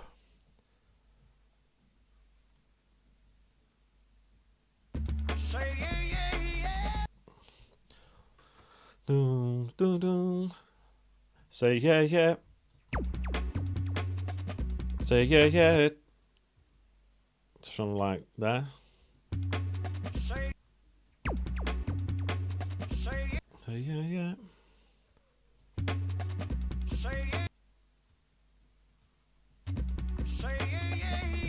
By the way, if anyone's wondering, when I'm dragging it around, I press the command button, and it means that it doesn't snap to the grid. And you can see that the lines turn dotted. It means it's like sort of turning the grid off temporarily.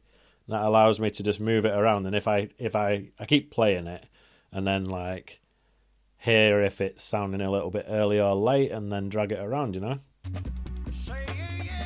And now I feel like it's starting at the right point, but he's singing a bit slow. So then what I'd do is put a warp marker there and put one right at the end, and then make him sing it a little bit quicker.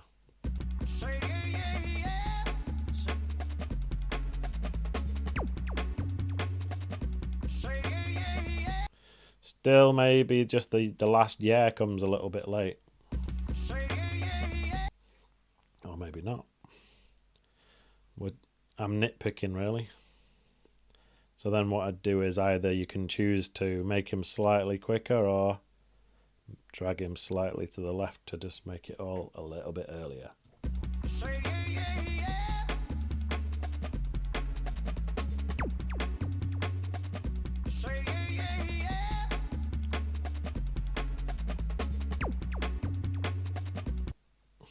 Try him an octave up.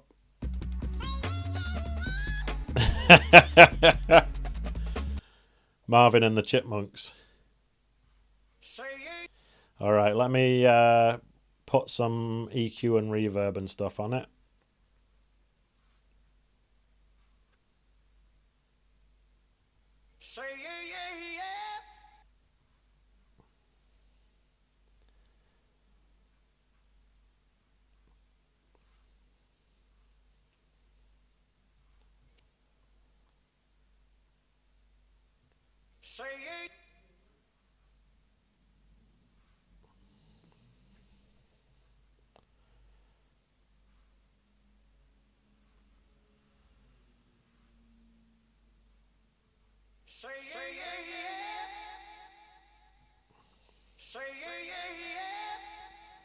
Sometimes what I like to do is put the delay on ascend, and then I'll just demonstrate now.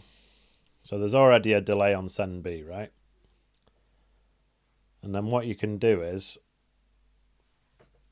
use this send knob B, go over to Marvin and click this one here, then go back to the arrangement view, and now you can see it says mixer B delay.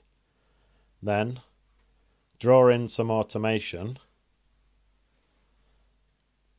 so that it only turns it up with the last syllable.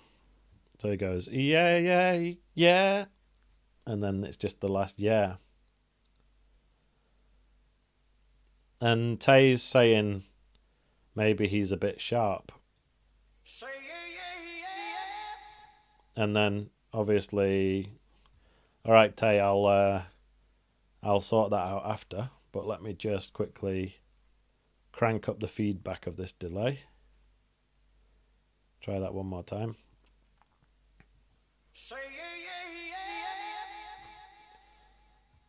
So I've noticed that he's going yeah, and I don't want the E part to get delay on it. So I'm going to bring it back a bit,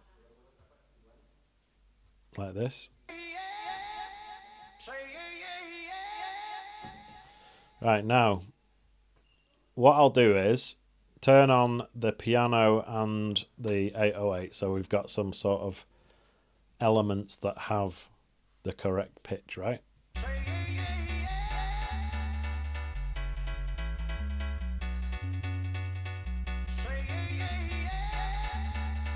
And then what we can do is, so Tay, do you think he's sharp by an entire semitone or just by some cents? Because what we could do is just try it like that. Maybe minus 22 cents.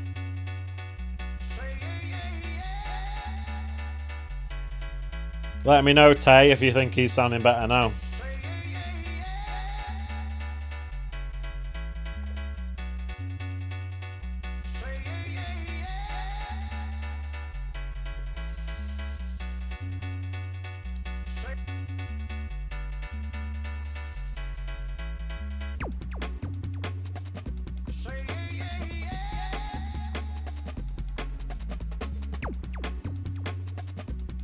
Alright, so arrangement. In fact, you know what? I've not even saved this yet, which is an absolute classic sin of mine. And I do this all the time. Luckily, usually you don't lose stuff, but let's just call this say yeah.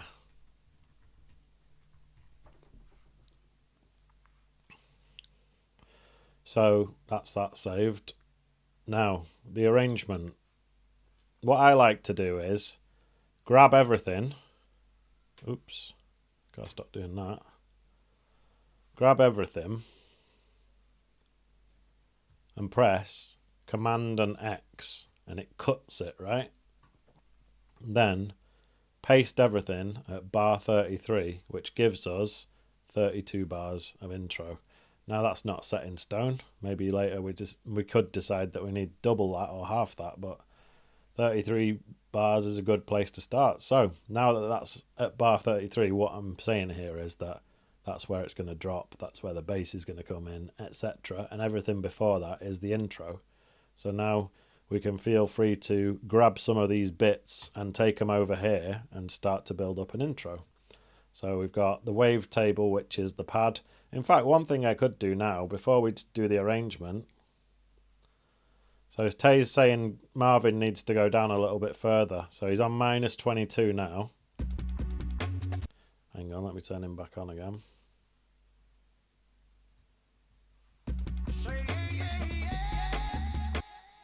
Let's go down to 33. You might be right, I think it sounds a bit better. So, anyway, as I was saying, we're going to make the intro, and we're starting with the wave table, which is the pad. Oh yeah, I'm getting ahead of myself here. One thing I'm going to do before doing the arrangement is to start renaming. So, Funky Drummer pretty much can stay as it is, but I'll just do it without the underscore. Apache Break. Some of these don't really even need renaming, but I like to have it shorter and tidier. So for example, this FX, it's a laser, right? So I'll just call it a laser. This guitar sound never got used, but maybe it will. This is the pad.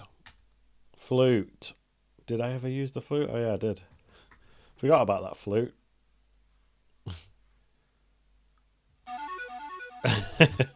It's like what's it called? That scream tune. Midnight Request Line. This is like a rave ripping off Sweet Harmony and Midnight Request Line at the same time. What was this? A dolphin. And this one, lion. Again, may or may not get used. This was a cheesy rave vocal. This one was... So that was like the ARP piano.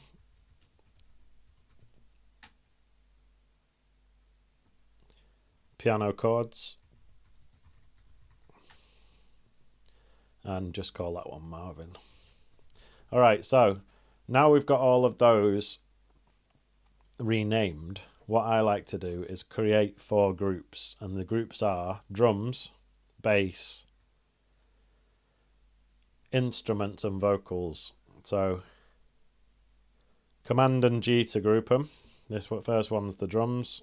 I put it in capital letters so I know what's a group and what's a normal track. So we've got the drums group in capitals, and I'll also drag the Amen into there. This 808 so far is the only bass track, but it's getting its own little group called bass. And then we've got, I mean, the sound effects, you could argue that they should have their own group, but for now they're getting put into instruments. So we've got laser, guitar, pad, flute, dolphin, lion, rave, vocal. Right, so all of those in strum.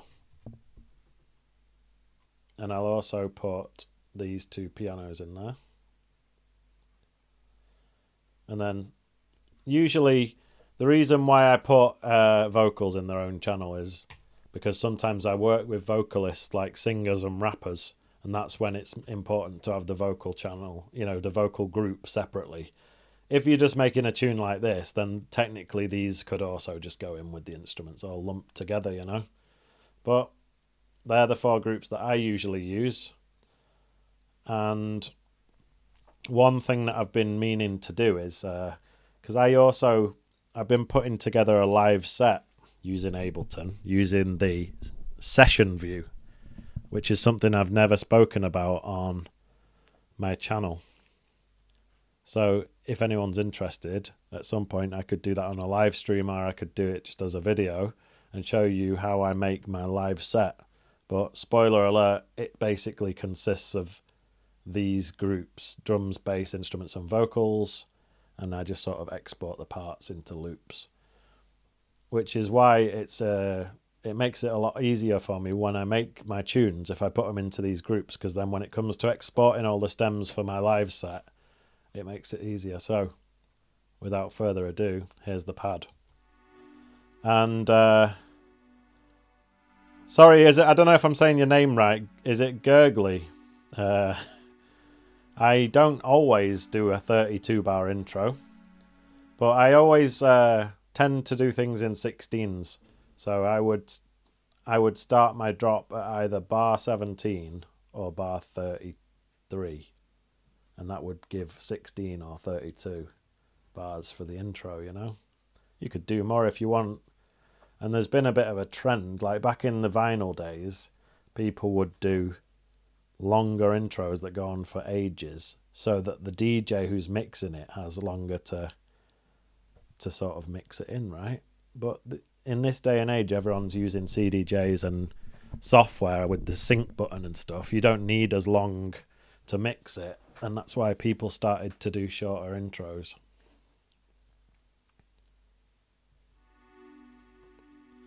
Yeah, it's totally up to you. I mean, if this one dropped there, then that would actually be a 53-second intro, which I think is plenty of time if you're a DJ mixing it.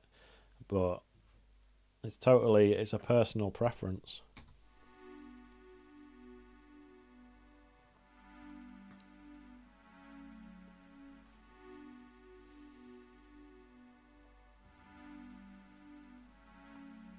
Someone once told me a little rule that if you've got something that loops, it should loop it should only loop twice before you bring something else in.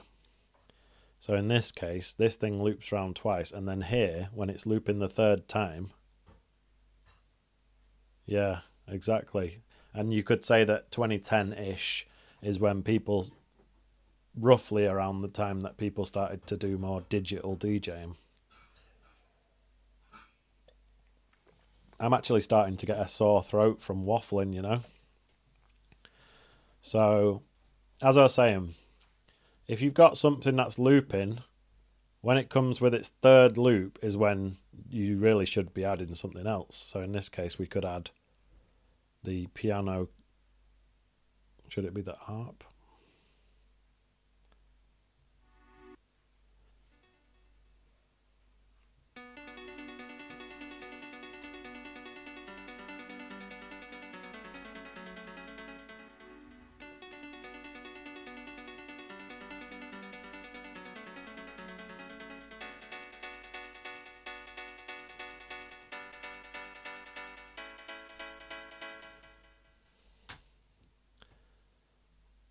Never meant for this to be a full-on 90s rave tune, but that's just the way the cookie crumbled. And maybe I'll edit the title when this goes up for everyone to watch later. I think it should have that. You know, there's this sample called 808 Jungle.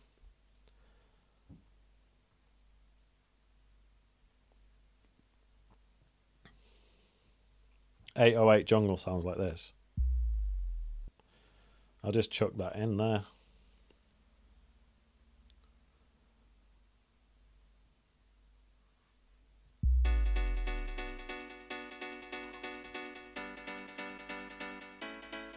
And then that laser thing, where was that?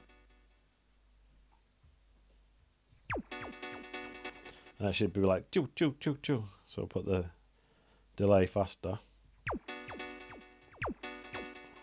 Wait. No, 2.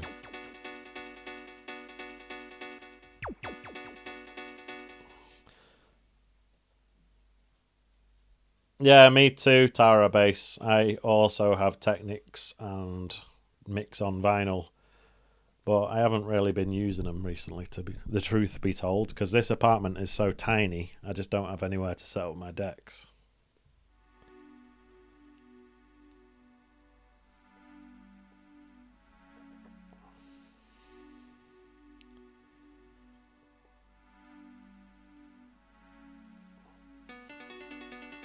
You know, it's a bit of a cliche that old school guys are like, vinyl DJing's the real DJing and blah, blah, blah. You know, you see on Facebook especially, people chatting shit and like dissing people for using the sync button and stuff.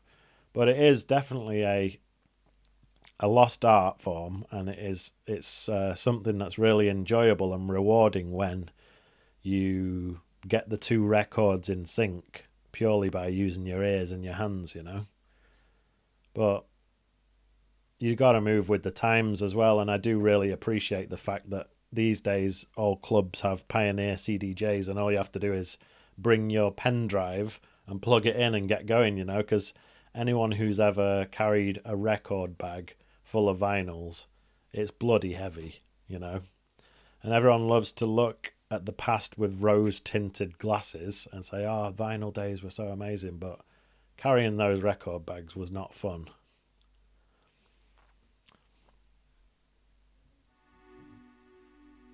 I think I should probably have some kind of... I like to put like a hi-hat or a ride cymbal or something, just so, going back to the DJ, you know, the DJ, if this was ever on vinyl, or even if it's not, it's good for the DJ to have something to know the rhythm of the tune so that they can mix it in. So with that being said, if I just type hat,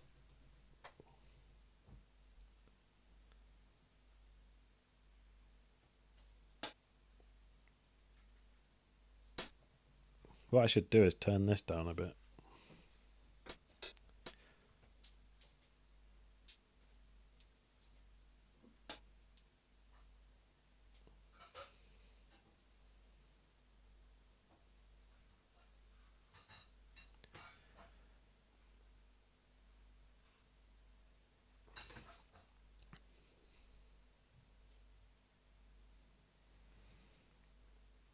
CDJs are great, but they're bloody expensive. Even if you want to buy a second-hand pair, people are charging like 1,000 per player. It's just like a glorified MP3 player at the end of the day. Don't hate me for saying that, but that's what it is. And I know they're built like tanks and stuff, but how can they justify 1,000 for a second-hand MP3 player?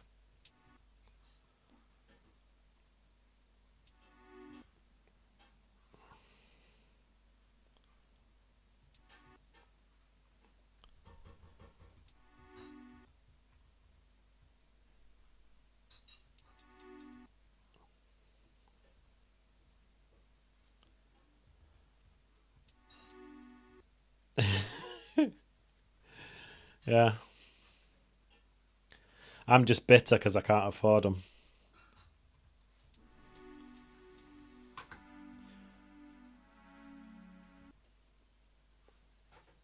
Still got my decks though, and they've gone up like...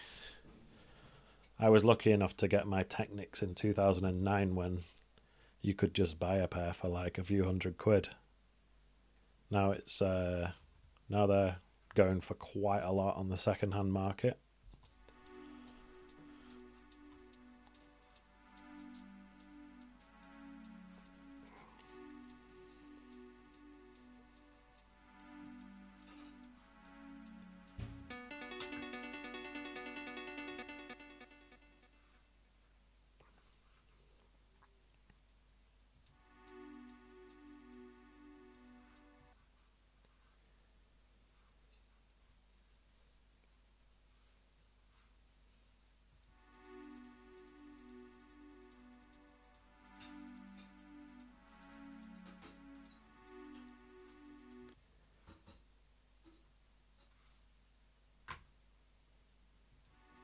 And I wanted to ask you guys, you know, obviously this reverb was the original Ableton reverb, but then they brought out the hybrid reverb, right? And that one's got different types like spring reverb, plate reverb, halls, all the different types.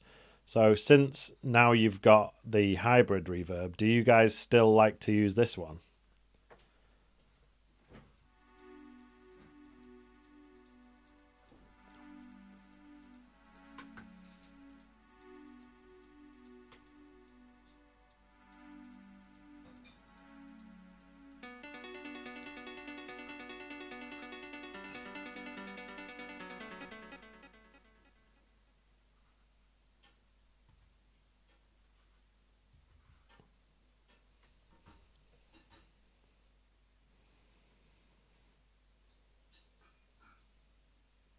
That's a good question. Do I cut the reverb, the tail of the reverb when... Yeah, the answer is yes. Sometimes when it comes to the drop, you want it to just be like sharp, like the drums and bass, and it can take away some of the impact if you've got this big long reverb tail going. So here where it drops, specifically, yes, I would sometimes freeze the track and flatten it and get rid of the tail of the reverb.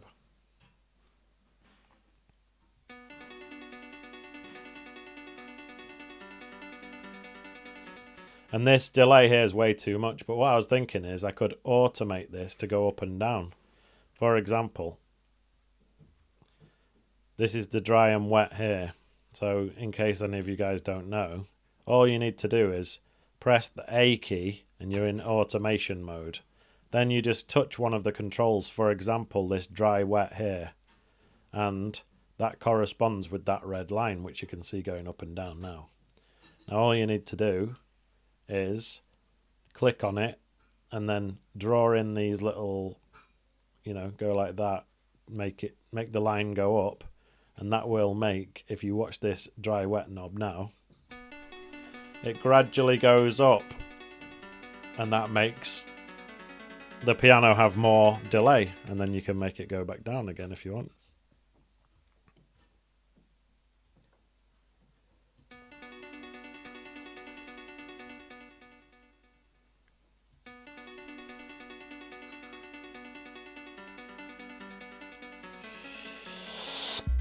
Know what I mean? Like a reverse crash. Hands in the air. Who remembers Scooter? There was that cheesy group called Scooter in the 90s. They were kind of hardcore but trying to be mainstream. Let's get a crash.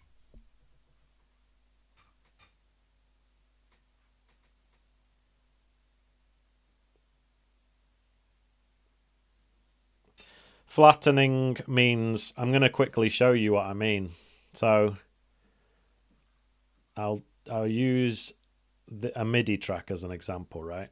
Let me get this piano chord. I'm just going to duplicate it and put it down here as an example. Right. See this? This is a MIDI track which contains MIDI notes and it is a sampler, right? It's currently a MIDI track. Now in Ableton you've got two types of tracks, audio tracks and MIDI tracks. If you want to turn a MIDI track into an audio track, all you do is right click, click freeze track, and you can see it goes blue. Now this was originally designed to save CPU when people had terrible computers, or like if you've got a project that's got hundreds of tracks and you want to try to take some of the load off your CPU, you might prefer it to be playing it like this, which is essentially it's an audio track, but you do have the option to unfreeze it and turn it back to MIDI. Or if you want to commit, you can freeze it and then go again and click flatten track. And now you'll see that it's turned into a proper audio track where you can actually see the waveform there and you can chop it up and do all sorts to it. So that's a great way if you want. Let me just redo. Hang on. Redo flatten track. So this is a good way to reverse things. So you can chop a bit out, double click it, click these two arrows here, and now you've reversed it. So that's a great way to make a reverse crash, which is what I'm going to do now. So I've got these packs. One of them is called Session Drums Multi-Mic. So what I like to do is go to drums.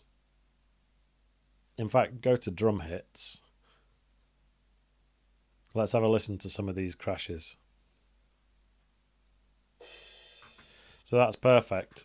So I'll drag in the crash, but you'll notice that this crash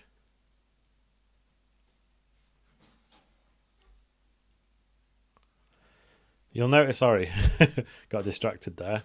So you'll notice that this crash is actually a MIDI clip.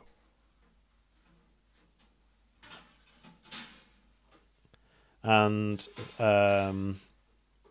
if I just draw in a MIDI clip, right, you can play this crash on the keyboard. And C3 is just the standard pitch. So now I've drawn in a note, now we've got a normal crash, right? Now if I want to make that a reverse crash, all I have to do is right click it, freeze it, then flatten it. And then you've got the crash, and then it's got this big long tail as well. So what I'll do is I'll join those together by pressing Command and J. Then you can double click it, press these two arrows here, that reverses it. So now what you can do is you can put that just before the transition there. So it goes like this.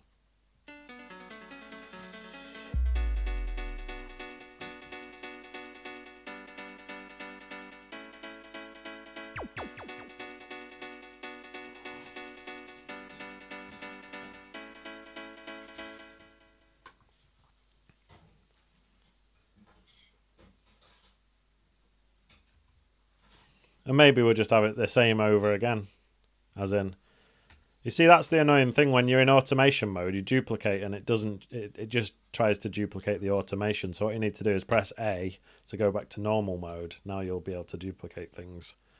All right, and then this 808 here, 808 jungle, I'll put that to bar 25, so we've got another one that goes.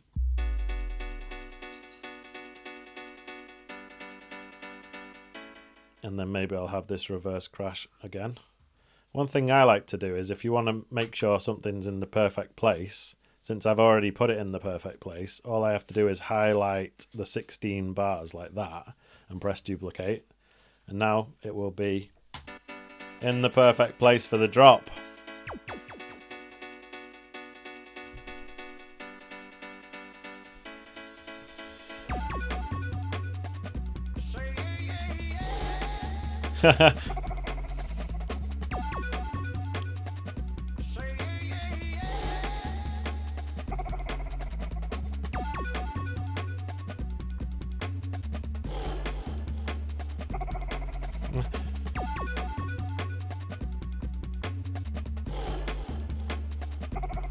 Tara Base, I don't know what you mean. How much is the fish?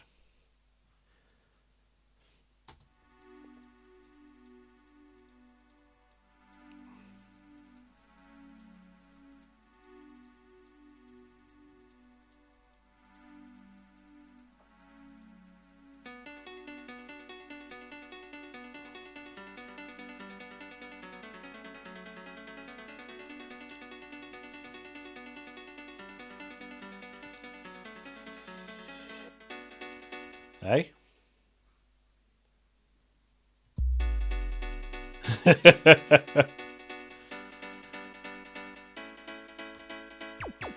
I always remember this tune from the 90s where he goes, the sky has fallen, can you smell the sun?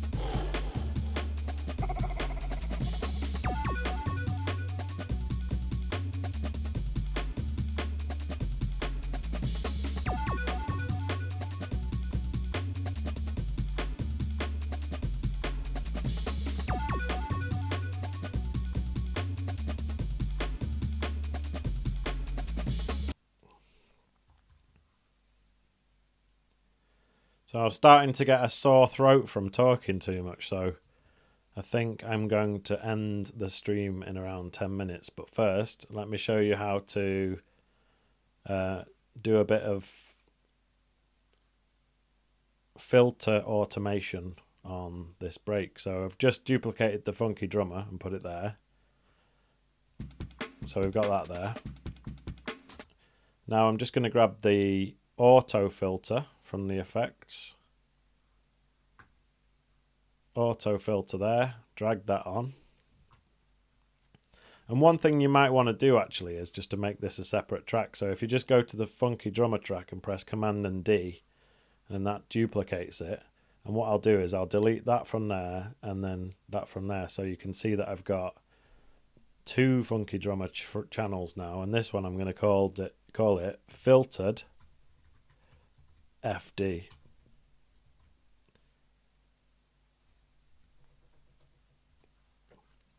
You can either do this and put it on a separate channel, or you can automate this on-off button here, so that once you're done with the filtering, you can automate it so it turns the filter off.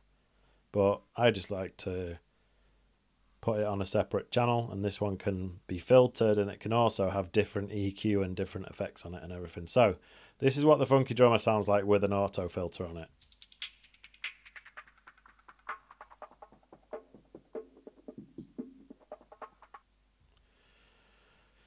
So Gurgley's asking me if I can show what the drums look like in the spectrum analyzer. And I do have to admit that the drums, you know, they need work. So there's 3 breaks all playing at the same time, and there's a lot of overlapping frequencies and stuff, but just out of interest, this is what it's looking and sounding like.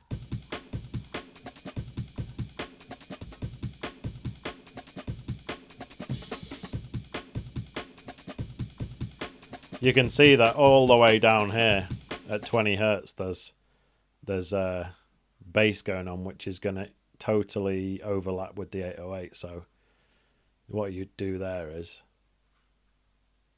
I mean, I would probably process each channel individually, but just for the sake of making it quick, you could just put an EQ8 there. Oops, I think I'm putting this on the master.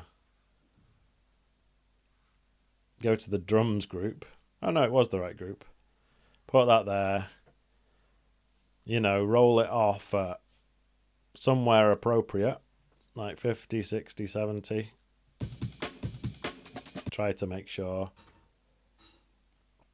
Yeah, you've got a lot of bass build up in the drums, and obviously that's something that you can do as you go, or you can decide to try and arrange the track a bit and then at some point just have a massive EQing session and just go through each channel, you know, EQing the bass out of this, EQing some of the lower mids out of that, etc, etc. And actually this is another advantage to doing your drums in this way with the slice to MIDI. Why? Because, for example, I could drag an EQ8 onto just slice 3, which is the snare, right? And then go in and do that and take out everything below 150 or something, you know. And then with some of the other slices, you can take out even more bass. And slice 4 and 5, for example, are these shuffles, which don't really need to have anything below kind of 300, 500 or whatever. So you can go through and individually, you know, and Tara Bass correctly pointed out that the analyzer should be there. So we can try to see what I did there with that EQing. And then if I turn it on and off, now you can see the sub bass is right up here, and then when I turn it on, it is making it sort of more steeply rolled off here. And if you wanted to, you could change this to this curve, which is the ×4, and that's going to roll it off even more. I don't know if any of you guys are like using a subwoofer while you watch my stream, but if you are, you can probably hear that a lot more. And speaking of subwoofers, I just got one. Well, I had an old one, but it was not exactly a professional producing one. It was more one that came with like a surround sound home theatre. But I just got a proper one from Cali Audio, and I'm going to be reviewing it on my YouTube channel. So if anyone's interested in watching a review for a subwoofer, make sure you subscribe. And just make sure you subscribe in general, because there's loads of tutorials on here, and I try to do these live streams every Sunday, and I'm trying to make it like interactive. So if anyone has any suggestions for what to do with the tune, in what direction we should take it, etc., then we can just make the tune together. Anyway, I think I'm going to have to go because I'm starting to get a sore throat from talking. But this is what we've made today. Gurgly, you legend, thank you for emailing me, and I'll reply once we're done here. Well, I'm gonna have something to eat first, and then I'll get back to you.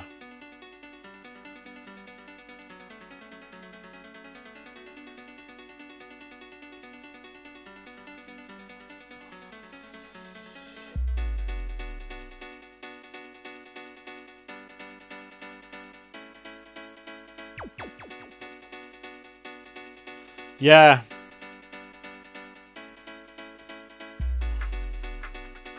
Oh yeah, so before I go on, let me just sorry, I got sidetracked.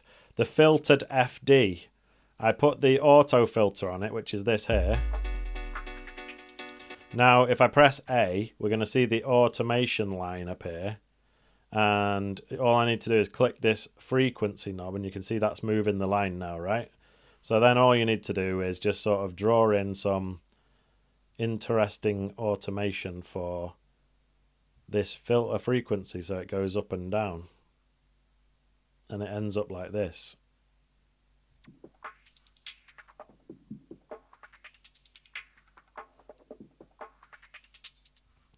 And then we could just duplicate that.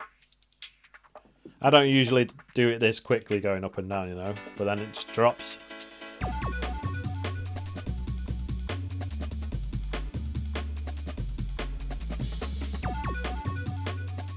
And if you want, next week we could carry on working on this tune. Or we could start something fresh.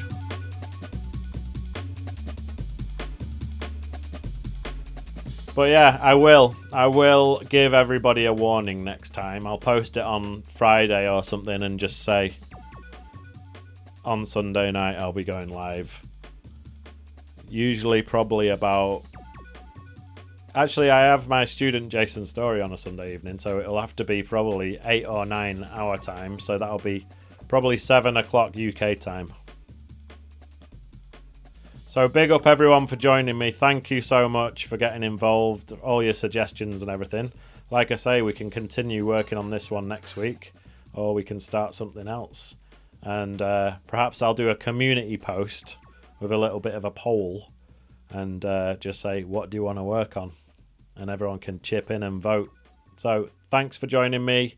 Have a lovely evening, and I'll see you in the next one.